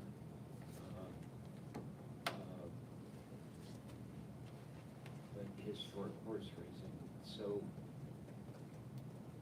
the next question that comes to mind is if an operator, for whatever reason, has been leasing a space, and I'll just pick on the one up by, that's part of Fuzzy Tacos. So let's say that operator, I'm not sure which one companies operates that one, but gets upset for some reason or thinks there's a better location and they want to switch locations within the city limits, and they're fully licensed. They've got so many machines already licensed through the state. What would be your interpretation if they move that, and it, I'm not picking up fuzzy tacos, it could be El Marco, it could be, you know, several Boom City, but, how might that work if we do a moratorium citywide? I haven't studied that question, but off the top of my head, I would think that if you put a temporary moratorium on, they're sort of stuck where they are for now.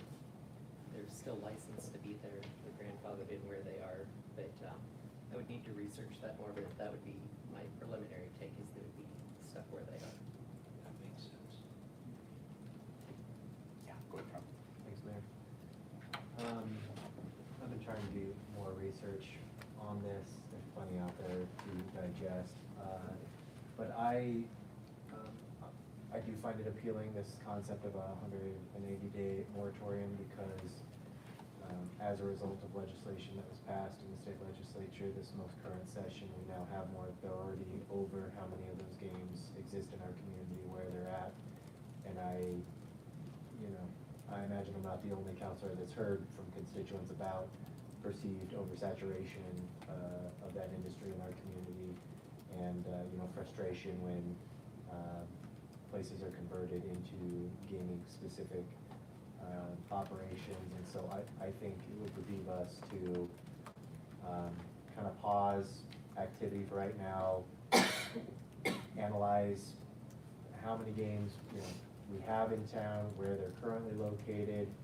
I would love to hear from our police department with potentially overlaying a heat map of crime and other impacts related to these areas, so that we can get a sense of what sort of impact they do have.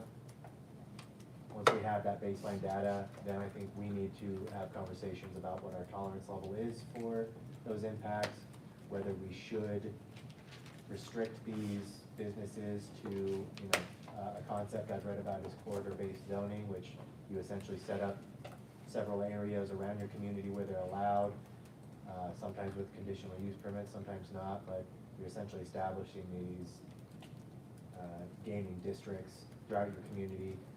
That helps in one sense, because obviously they require public services, police are responding to them, fire responding to them, and if you have them spread out, dispersed all around your community, it's much harder, especially when we don't have a fully staffed police or fire force, to provide high quality service to all those places. So when you centralize them in several distinct areas, it can make it easier to respond and kind of mitigate those impacts. I hear what you're saying on the skills-based gaming. I'd be open to potentially carving them out, but I also know Mayor Hancock in Riverton was having issues. They had a Smith's grocery store that they put skills game, and because they were a licensed liquor establishment, they were allowed to. I don't know if they fixed that loophole in the most recent session. I know it was discussed last interim and stuff. Okay. But I'm not positive. So I would want at least our city attorney's office to review that, see if that loophole or other loopholes exist. But yeah, to me, there may be a little bit less. I wouldn't want them in the family areas. Like, I would also have issue if we saw them start popping up in our grocery stores. But yeah, I think we just need to really wrap our head around what is the current status of this industry in our area, and how would we like to see it grow or not into the future. I think we need to do it with intent and not just kind of take it as they come and hope that we're happy with the outcome. Yeah, I'm in support of a moratorium. I think it's smart. I think it's a pragmatic approach to kind of do a study, because I think it has expanded very fast. And so I do share some of those concerns, to be able to have a long-term plan of how we want this to go. I think giving the staff the opportunity to make some decisions around that. So I'm very supportive of a moratorium. Michael, I'll get you back. I would support a moratorium as well. I'm unclear, I guess, just haven't looked it up, but kind of what games exactly are allowed now. And I think I know what skills-based means, but I better check that. But I am also aware of I learned today, I didn't know, but our they may have mentioned it when they were here, maybe, but the county health department actually now has a gambling addiction response, not a team, but they have a service to respond to anyone who may need gambling addiction support, which, you know, I think just, not that I'm opposed to it, but I think there are inherent downsides to things like gambling too. I gamble, I've gone back to Vegas, so, so I would be in favor of as much as possible, but as much as anyone, but I would be in favor of moratorium, because I do kind of have that impression. I have heard from constituents as well about the, you know, it feels like it's kind of growing and not necessarily out of control, but just expanding. Yeah, yeah.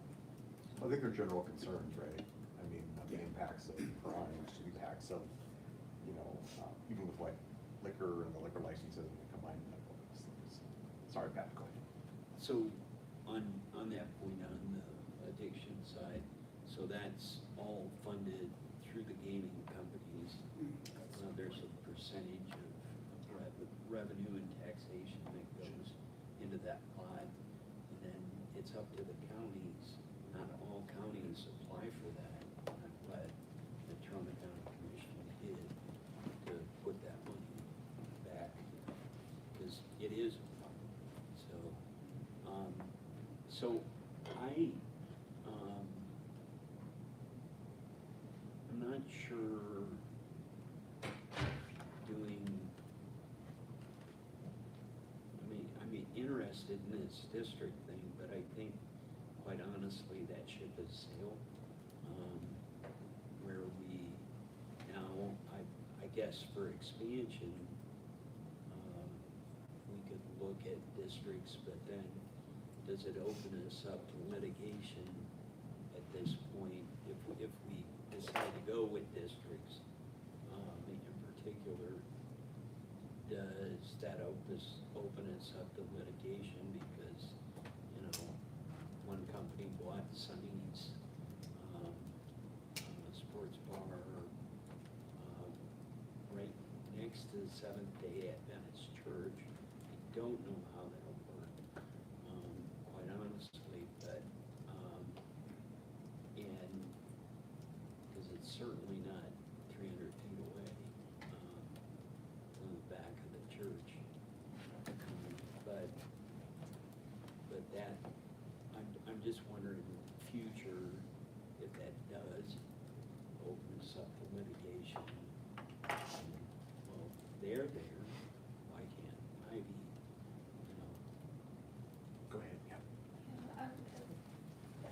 Were you, through you, Mayor, it sounds like Wallace will chime in, but Councilor Sweeney, you know, typically, let's say down the road, the city council does establish gambling districts or something like Mr. Gamma mentioned, that would allow for grandfathered use in existing locations, but not new uses in those locations. Is that what you were saying? Really similar. I mean, Okay. some people are going to have vested rights based on applying under the law and treating their establishment as it is. And until that use changes, they're going to continue to enjoy those vested rights. The moratorium, a few things, and realize that our office is agnostic about it. We can draft it either way. But there are some things to think about that I think would be important for you from a policy and a risk standpoint. The first is moratorium do need to be short-term, right? Yeah. 180 days. You have to move pretty quickly on that. If you don't do anything with it, and if you try to do it in the future, there may be a presumption that it's invalid. The second is there's revenue impacts. You guys are all getting ready to go into it. Budget sessions, and I don't know exactly what those revenue impacts would look like during the moratorium, but they exist. So it may be worth considering whether that's worth it. And the other thing would just be, if we're going to have to move that quickly, then staff would really need clear definitions, like Mr. Sweeney was talking about, on exactly which kind of games you were looking at. There won't be a lot of time to draft when you're talking about ordinances that require 3 readings and work sessions and other things. So the questions that are in your packet are really important to be able to move efficiently.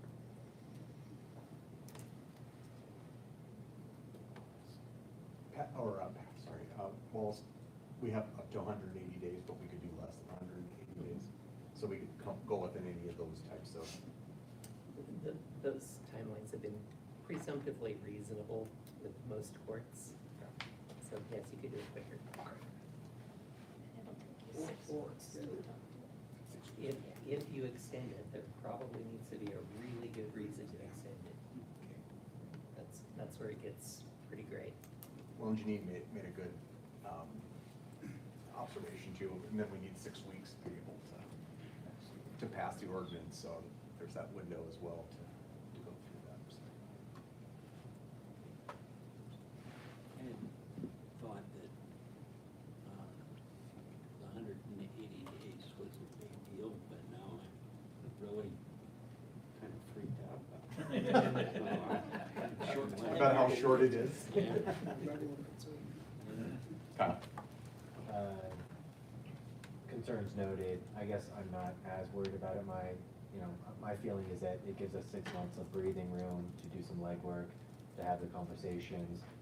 Even if we don't pass a single ordinance in that time, if the writing is on the, I don't foresee any developers following our conversation, knowing that we plan to introduce ordinances, kind of outlining a framework for this, and trying to shoehorn in before we're able to pass our 3 readings. I would think we have some degree of authority over, even as it exists without moratorium or otherwise, we still have some degree of authority over this in the form of, transferring of liquor licenses and, my understanding is we have, again, some influence over if a business is, well, perhaps not, I guess if our zoning, maybe some of these, I think we should act on sooner than later, like zoning. I'm open to being flexible on this, but my instinct right now is that they should all be conditional use permitting, and so in that case, even if we don't pass, more far-reaching policies or ordinances, if they need to come to us for a conditional use permit, regardless of what the zoning designation is, we still have that authority to say no or no. So I think some of these we could prioritize higher to, develop that authority over time. Unless I'm wrong on I would anything. just caution that if you make everything a conditional use permit and all the conditional use permits get denied, then you're going to run into a preemption or a conflict with state law, saying that you're trying to preempt state law by circumventing what we have said that they can do. They can be somewhere. We're in fact granting a license, so you're not going to just be able to eliminate everything. You may, an alternative to that, maybe you say, what are your most important areas of town? Your OID, your C3. Do we want to do something with those immediately? Because OID right now, there's nothing expressly writing it. But as long as you have somewhere that they can locate, you probably won't run into preemption. But the conditional use permit for every district would give me some pause. Thank you, Wallace, I appreciate that. You brought up, certain, I can tell you, as someone who just attended a meeting last night, of all the joint downtown business associations, we should seriously consider OID and DDA districts, making them off limits completely. I know there was a lot of anxiety when there was initial interest in taking over the old commissary mall there on Beach Street and Second or whatever it is, turning that into a parlor. So, that's an issue specifically. I think we should try to get ahead of this downtown specifically, but we're looking at wanting, from what I'm hearing, people are looking at do a citywide moratorium. Then is that what we're leaning towards? I kind of seen some head shake. Is that what you're thinking, Kyle? yeah, my feeling is even if we don't iron out all these kinks in that 6 months, if we can, restrict downtown, we can talk about conditional use permits and maybe bolstering our authority in that regard. I think there's things we can get done in the next 6 months that will still be beneficial, even if we don't get it all done within that time frame. It still gives us. More important ones first. Sure. Yeah, go ahead, Mike. Can you give me some clarification about what would be the conditions in a conditional use permit? I mean, I'm thinking of is it things like, you know, police activity, crime increase, what are those conditions we're talking about? Or is it something entirely different? That's a really good question. With conditional use, is what the Wyoming courts tend to say is they need to be reasonable based on what you're doing. They can't be exactions, they can tend to be limited operating hours or other things that you can tie specifically to a really good rational reason for doing something, crime or something else. They don't really give you, well, here's exactly what they are, they just say they need to be reasonable for what you're doing.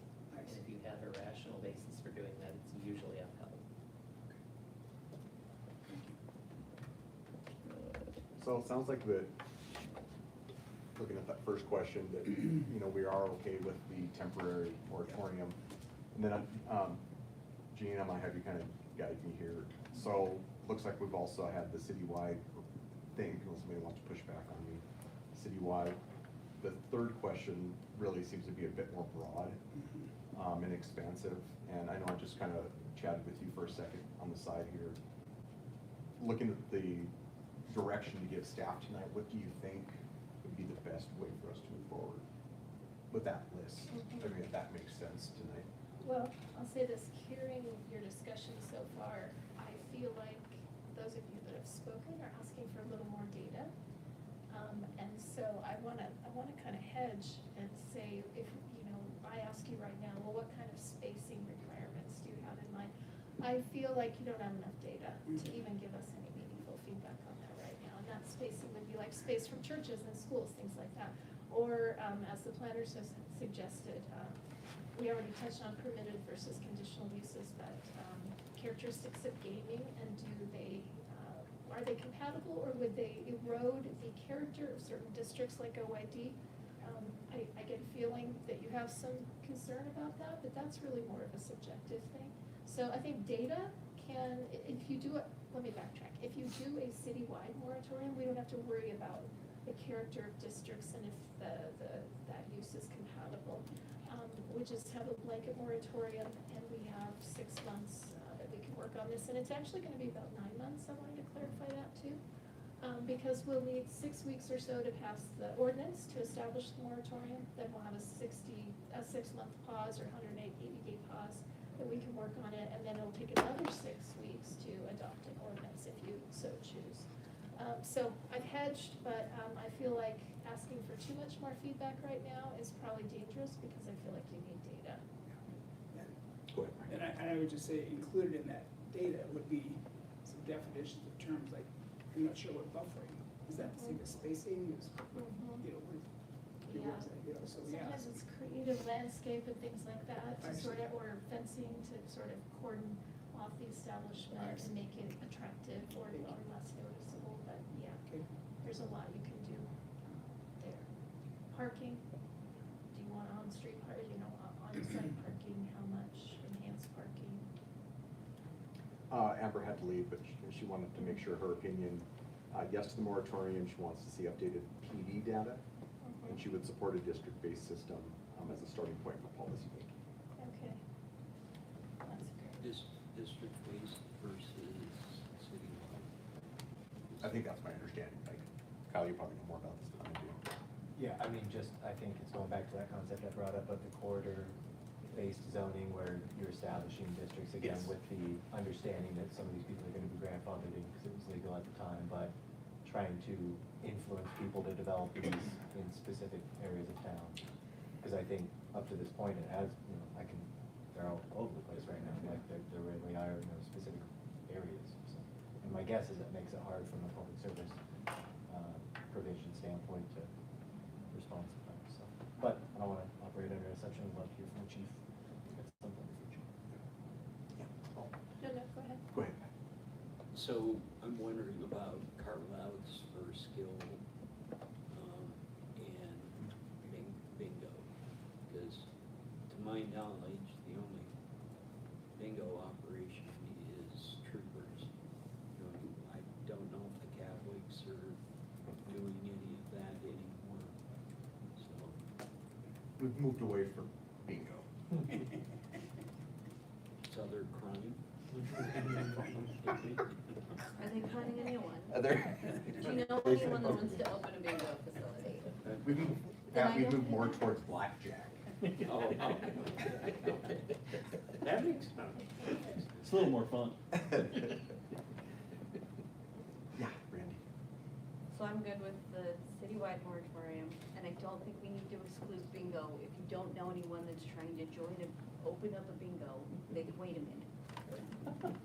Then we don't have to understand which ones are horse races versus blackjack versus bingo versus whatever that quarters game is. Skill based. That would be Skill quarters, based. right? Skill based? No? Anyways. So I'm in support of that. I think the most important thing that I feel like I wanna know is how many games do we currently have? How many is the max that we should have, can have? What is the state, let's maximize what we're allowed to do while the state currently allows us to do it. Let's be real. So what is the maximum amount that we should have, could have, do have? So we have a full understanding of what we're looking at versus what we're going to look at. And I do like the idea, you don't have to call it a district, call it whatever you want, map it out. Let's get them in areas that are similar. Let's establish how far from the important places like schools and churches, which, when I see conditional uses, my brain went straight to school and church. What other conditions? My brain didn't even come up with ideas. I just went with school and church, so I would love to know what, no, I'm kidding. Let's make sure they're not by those places. What suggestions do other places in this area have that we should be like, oh, yes, let's make them have a tall fence? So I would like to know what places that already have these, you might have to do a little expanding since I'm sure nobody else in Wyoming has a ton of rules yet, but let's get some ideas of what other places have done that they find it successful. But how many, what I wanna know is how many do we have, how many do we need, how many do we not need? So the gaming commission has all of that. So we just need to have time to have a meeting with them? I'm sure they'll be super helpful. Now they've That's got, perfect. I'm sure they actually have a mapping tool on their website. And I'm sure the staff, I was just asking what you need, but I'm sure the staff will be reaching out to them for those, exactly what you just said. And we have to give them a hot minute to get us all these things, because then we have to have a meeting, and then we have to decide, okay, now we know what we're doing, now what do we want to change? So I'm gonna say we're gonna use every bit of that 180 days. 100%. Would the council be amenable to maybe a small working group that we could bounce some ideas off of? And I want to dovetail off of what Randy said, what the counselor said. Which is, of course, this is an area where public policy is pretty well developed about how to regulate gaming. So your professional staff will draw upon the experiences of other communities, and we don't have to recreate the wheel, so to speak. Definitely have a contact in Cheyenne that we would love to invite to come and brief you on these different types of games, because I don't think that's an expertise or knowledge set that your staff have. So we would want to defer to the experts on that. But if we could get that person scheduled and getting ready to come in and do a sort of primer on this is gaming in Wyoming, subsequently, or simultaneously, I should say, we could be working with a little working group to kind of flesh out what areas of interest you have. And I've heard we want a moratorium citywide, but we'd like first to consider maybe district-specific legislation as a permanent regulatory scheme. So we could start unpacking some of that if a few of you feel like you are interested in working on that with staff. Using it as a sounding board, if you will.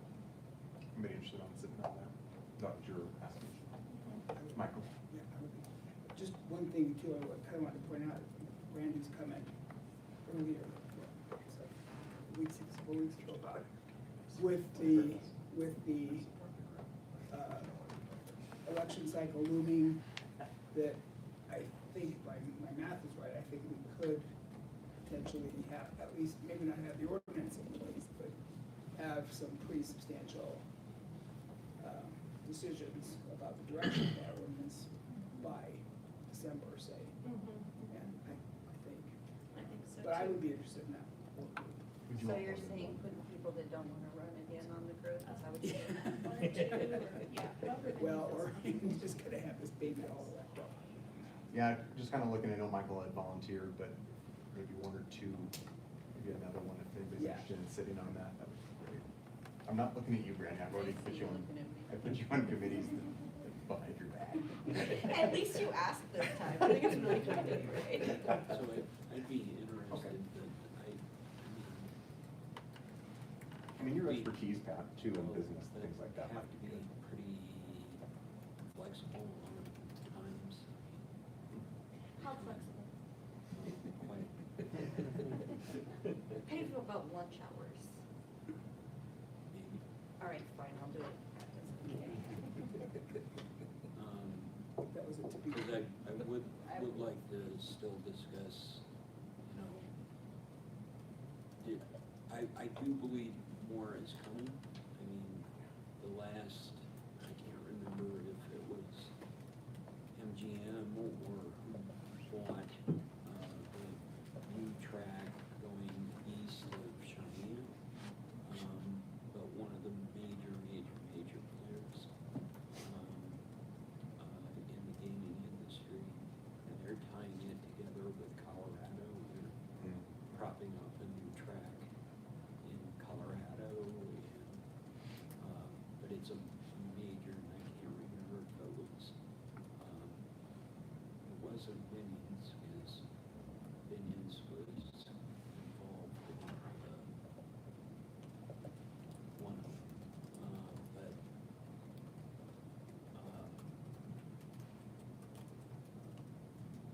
they're also, yeah, and Witzel Donut guy is, and he's got a couple of casinos also. But, so more will be coming, because that's the precept on historic horse racing, is the track and getting the dates, then they can expand statewide with historic horse racing. So, but I want to point out that the fairgrounds proper is in the county, not within the city.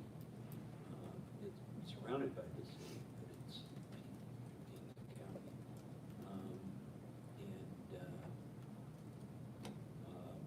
Also, I still believe skill-based games don't need to be part of this. That's just my Part of the moratorium or part of the study? part of the moratorium. Skill-based games, so. Oh, so you don't want a moratorium on skill-based games expanding? Okay. Where's council at on that? Because we probably have to make that decision if we're gonna give. So, just so you know, the skill-based games work on a different algorithm, and they're supposed to be truly skill-based. You can only have 4 by state law in a location tied to a liquor license. Only 21-year-olds are supposed to be in there. That loophole, I believe, has been closed on the supermarket, because there was a laundromat when they first came out here, actually in Evansville. And that finally got eliminated, but yeah, so I can live with bingo. So you're gonna go against bingo, but you're, no, I'm gonna go against them on this one. This board Anybody is have any gonna strong be a great feelings? time. I'll go with Pat on the skills base. I'll support that. I don't know, is anybody else strong about it? Are we talking about like green toss, or what are you talking about, No. skill based? No, so they do look like a slot machine, Okay, yeah, but they're limited, they're different algorithms. And You can win more often. Yeah, A little bit. yeah, the office So like, has 4 of them. like slot. Kind of like the old pinball machines. Pinball machines, Yeah. pinball machines. No. So go to the office or go to the Elks Club. Okay, I just don't get it. Yes. I'm the same way too. I'm just like, you know, what is it? Like, But historic horse racing, those are the full, That's a slot machine. well, they technically. Yeah, technically. does anybody have any other support around Pat and I on that? Can I make a proposal? Sure. what if we just start with the moratorium, and since we can make adjustments to the moratorium, as we progress, if we learn what these games are and be like, oh, you're right, Pat, my bad, we just kick them out early, is that an option? Counselor, through you, Mayor, wish, it is an option, but remember, if you have to impose the moratorium by ordinance, then a change to the ordinance is gonna be a It's the 60. same way, yeah. So it's either here, it's either now or never. I don't know Yeah. the difference between your ring toss and your horse races, so. Couldn't be off. Well, let's go ahead. If I start gambling now, I'll be at public health and we'll be able to be on your board. You won't stop.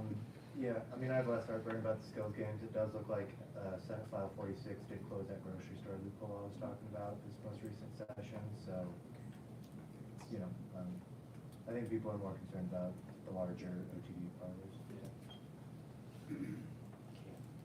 So, I think is there enough support for that? Ring tosses is okay, Michael? Ring tosses it. You're good with ring- you're- I don't know either, Michael, but I just found it funny that you're like, this vision of ring toss gambling. Winner, winner, chicken dinner. So, Yeah, basketball shooting. Judy, yep, that's skill based. So it sounds like yes, exclude skill based. okay. So wrapping up, council, we did put a draft ordinance in your packet. Yeah. We're working with the city attorney's office to get that ready to come forward for first reading, excluding skill-based gaming. And then I have, Councilors Ron, Sweeney, and Haskins willing to kind of form a working group, to visit with us about some of the elements of what a permanent regulatory framework might look like. Anybody else want to participate in that? Did you ask, Amber? I don't think Amber has time to be on it, just because of clarity. If you need one more, Or Jen? Okay. How about we start with you three and then have Michael be the alternate? Sure. So you guys can use Michael if you guys can't make it. Does that sound And okay? then if it Yeah, gets complicated, Pat, I'll just be less flexible. Swap you out. You two guys will be like this. It'll be a good match. We're like the yin and the yang. Exactly. Yeah, exactly. We fit together really well. We're gonna change the world. Me and Pat. Mike's come along. I'll be the referee. We need that. It'll be the same voice. Awesome. Thank you, everyone. Is that all you needed from us? All right. Well, you're good with it. Okay, thank you.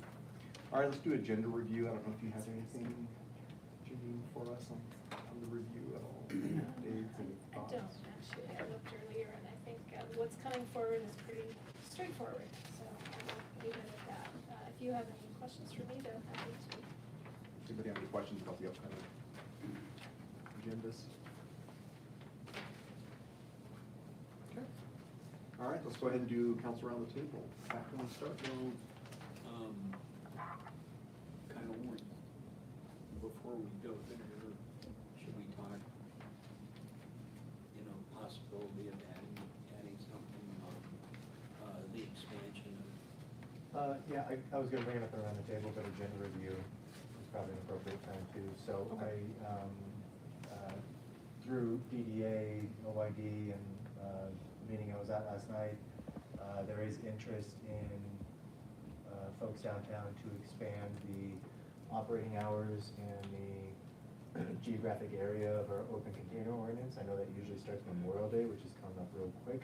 So I'm hoping we can have, at the very least, just a brief conversation about what that will look like this year.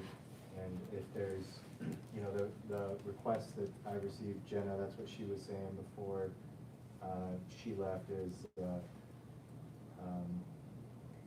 there's a property owner down there that was looking to, expand up to First Street, at least in some areas, because currently, I believe the open container ordinance is only south of Second Street. So potentially allowing them up to First Street.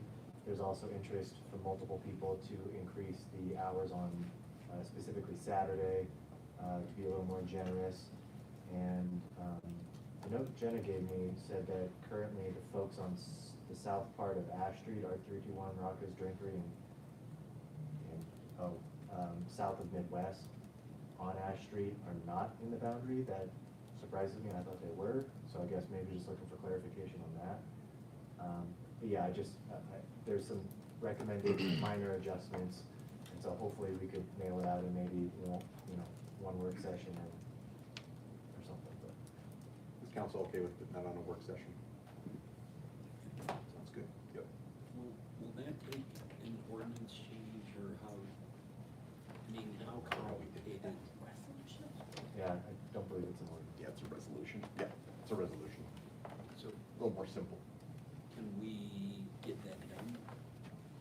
We have a work session and pass it on consent to the. And then we'll go on to the business meeting. Yeah, so Fleur and I talked about this earlier. Your resolution is a standing resolution. This established open container area will take effect May 1st, but you could come in by resolution after that and amend it if you so choose, yes.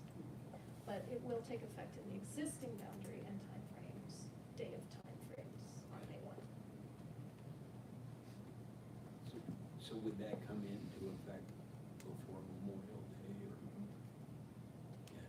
Yes. So for the majority of the summer, the holiday, Okay. if we expand it. Okay. Awesome, thank you, Kyle. Appreciate that. Pat, do you have anything else you'd like to share for update? So I wondered at some point when we would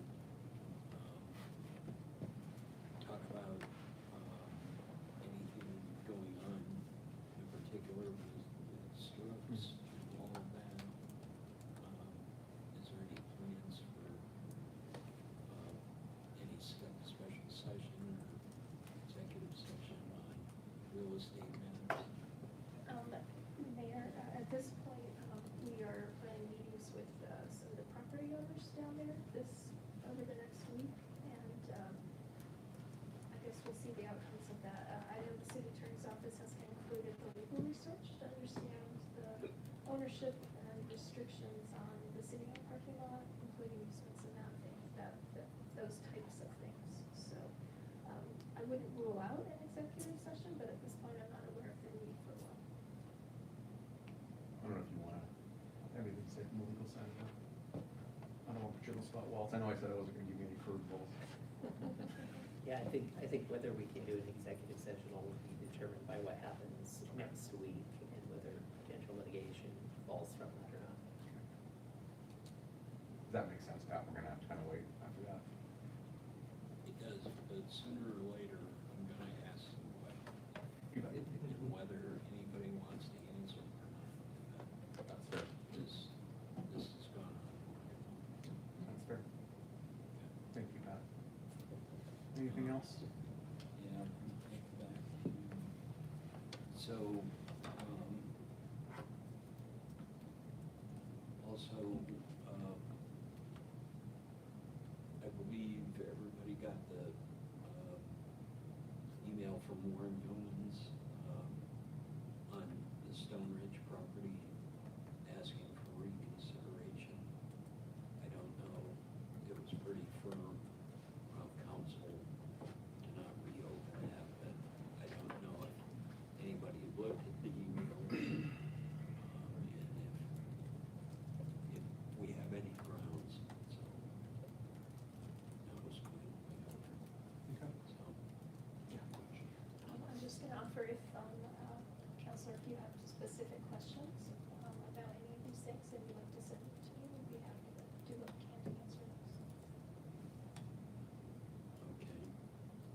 My problem's been trying to get communication, so with everybody being out of the office, training Yeah. around, so I kind of tried that, but guess I can try again. And then, also on,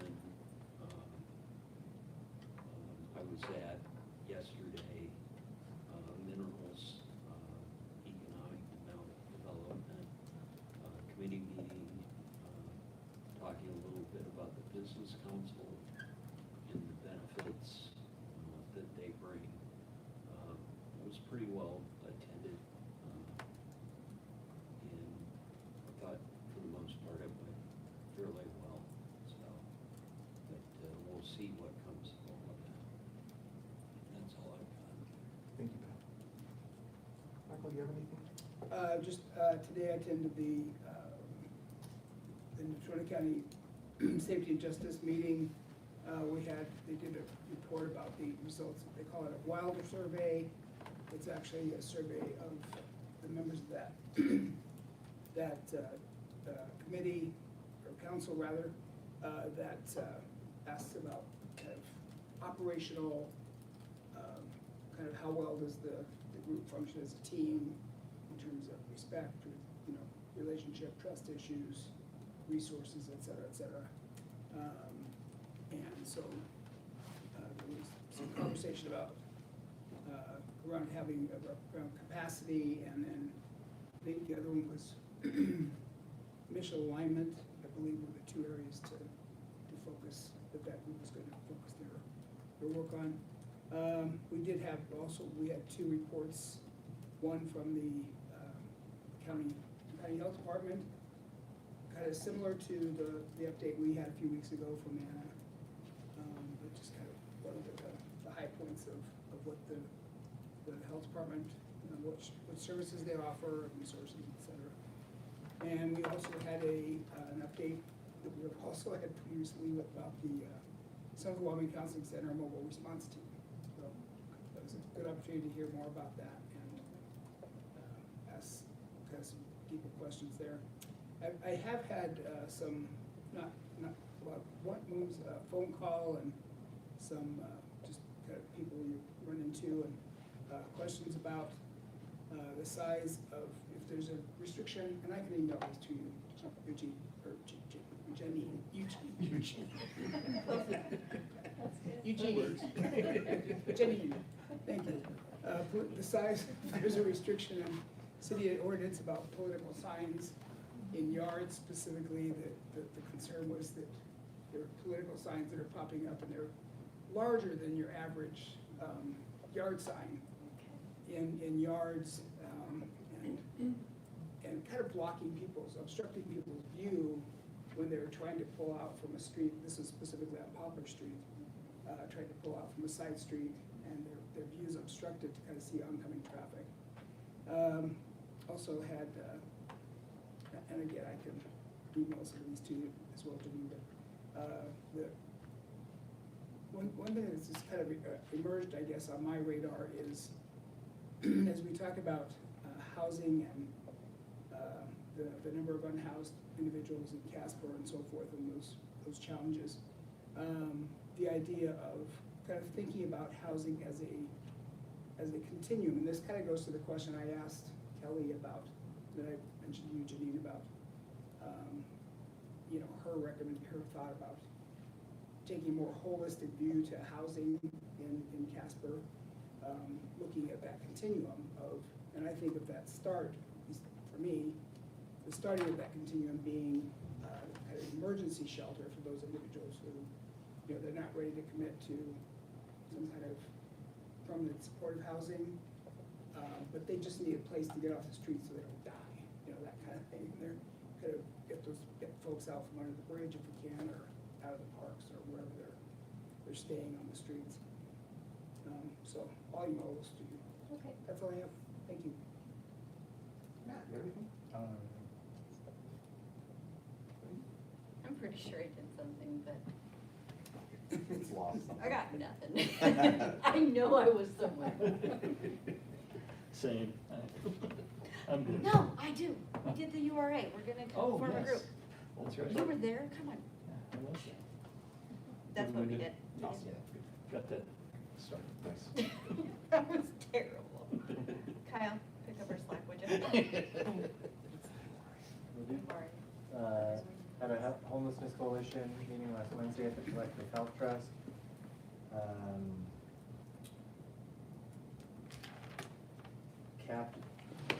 Captain, right?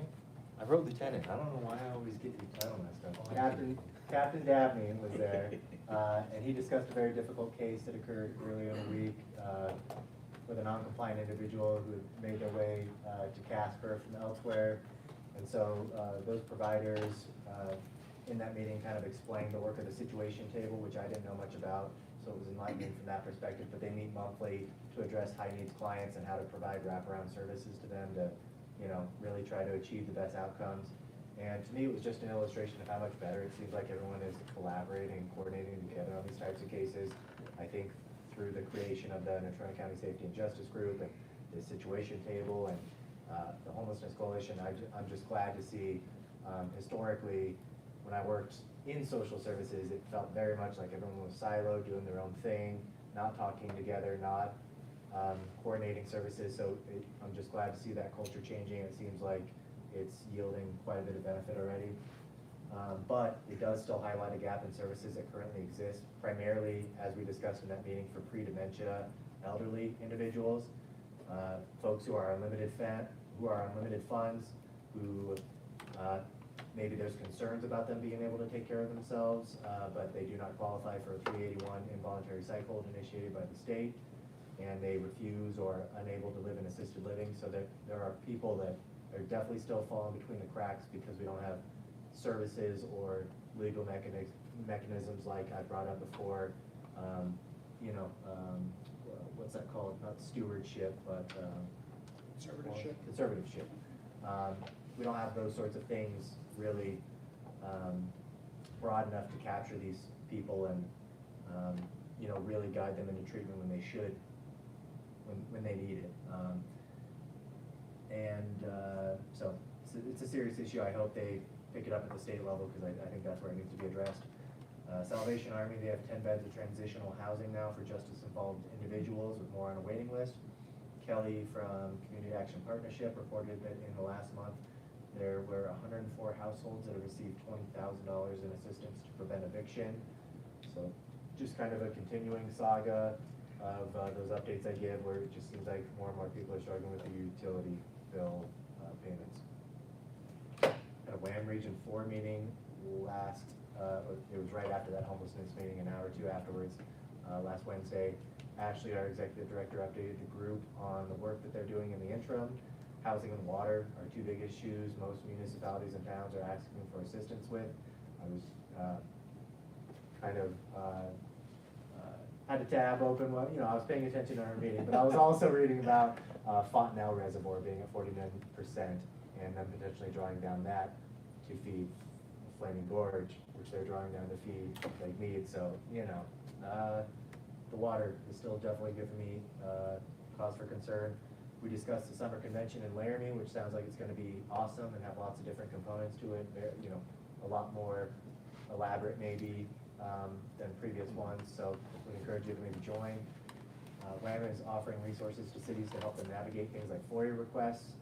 I know we've been subject to that at times, but just across the state, there are lots of municipalities just getting very burdensome and onerous FOIA requests, a lot of the times from for-profit entities that are just seeking to resell that data. So again, it's public servants and our city staff bending over backwards to give people that they're going to turn around and sell and make a buck off of. So, just trying to navigate that and find some path forward that still protects transparency to citizens, but maybe helps mitigate some of this onerous legwork that a lot of folks are having to do.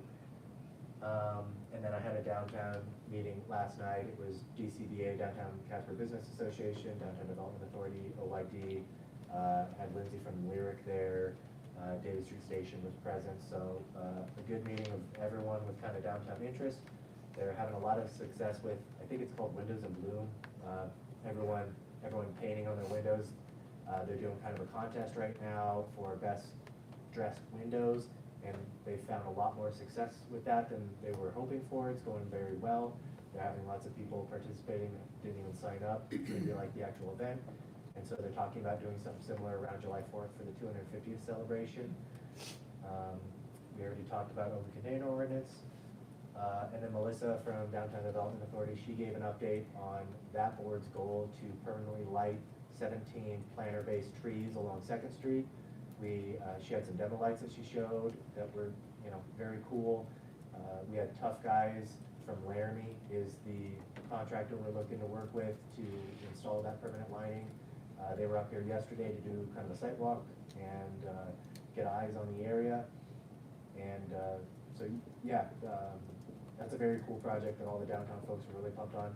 She also mentioned the fact that they distributed $35,000 in boost funding to 8 separate entities. And that is all I got. I don't have anything today. Great meeting today. A lot of information. Thank you, staff. I guess just you, Dabney, and Chief. You can stay.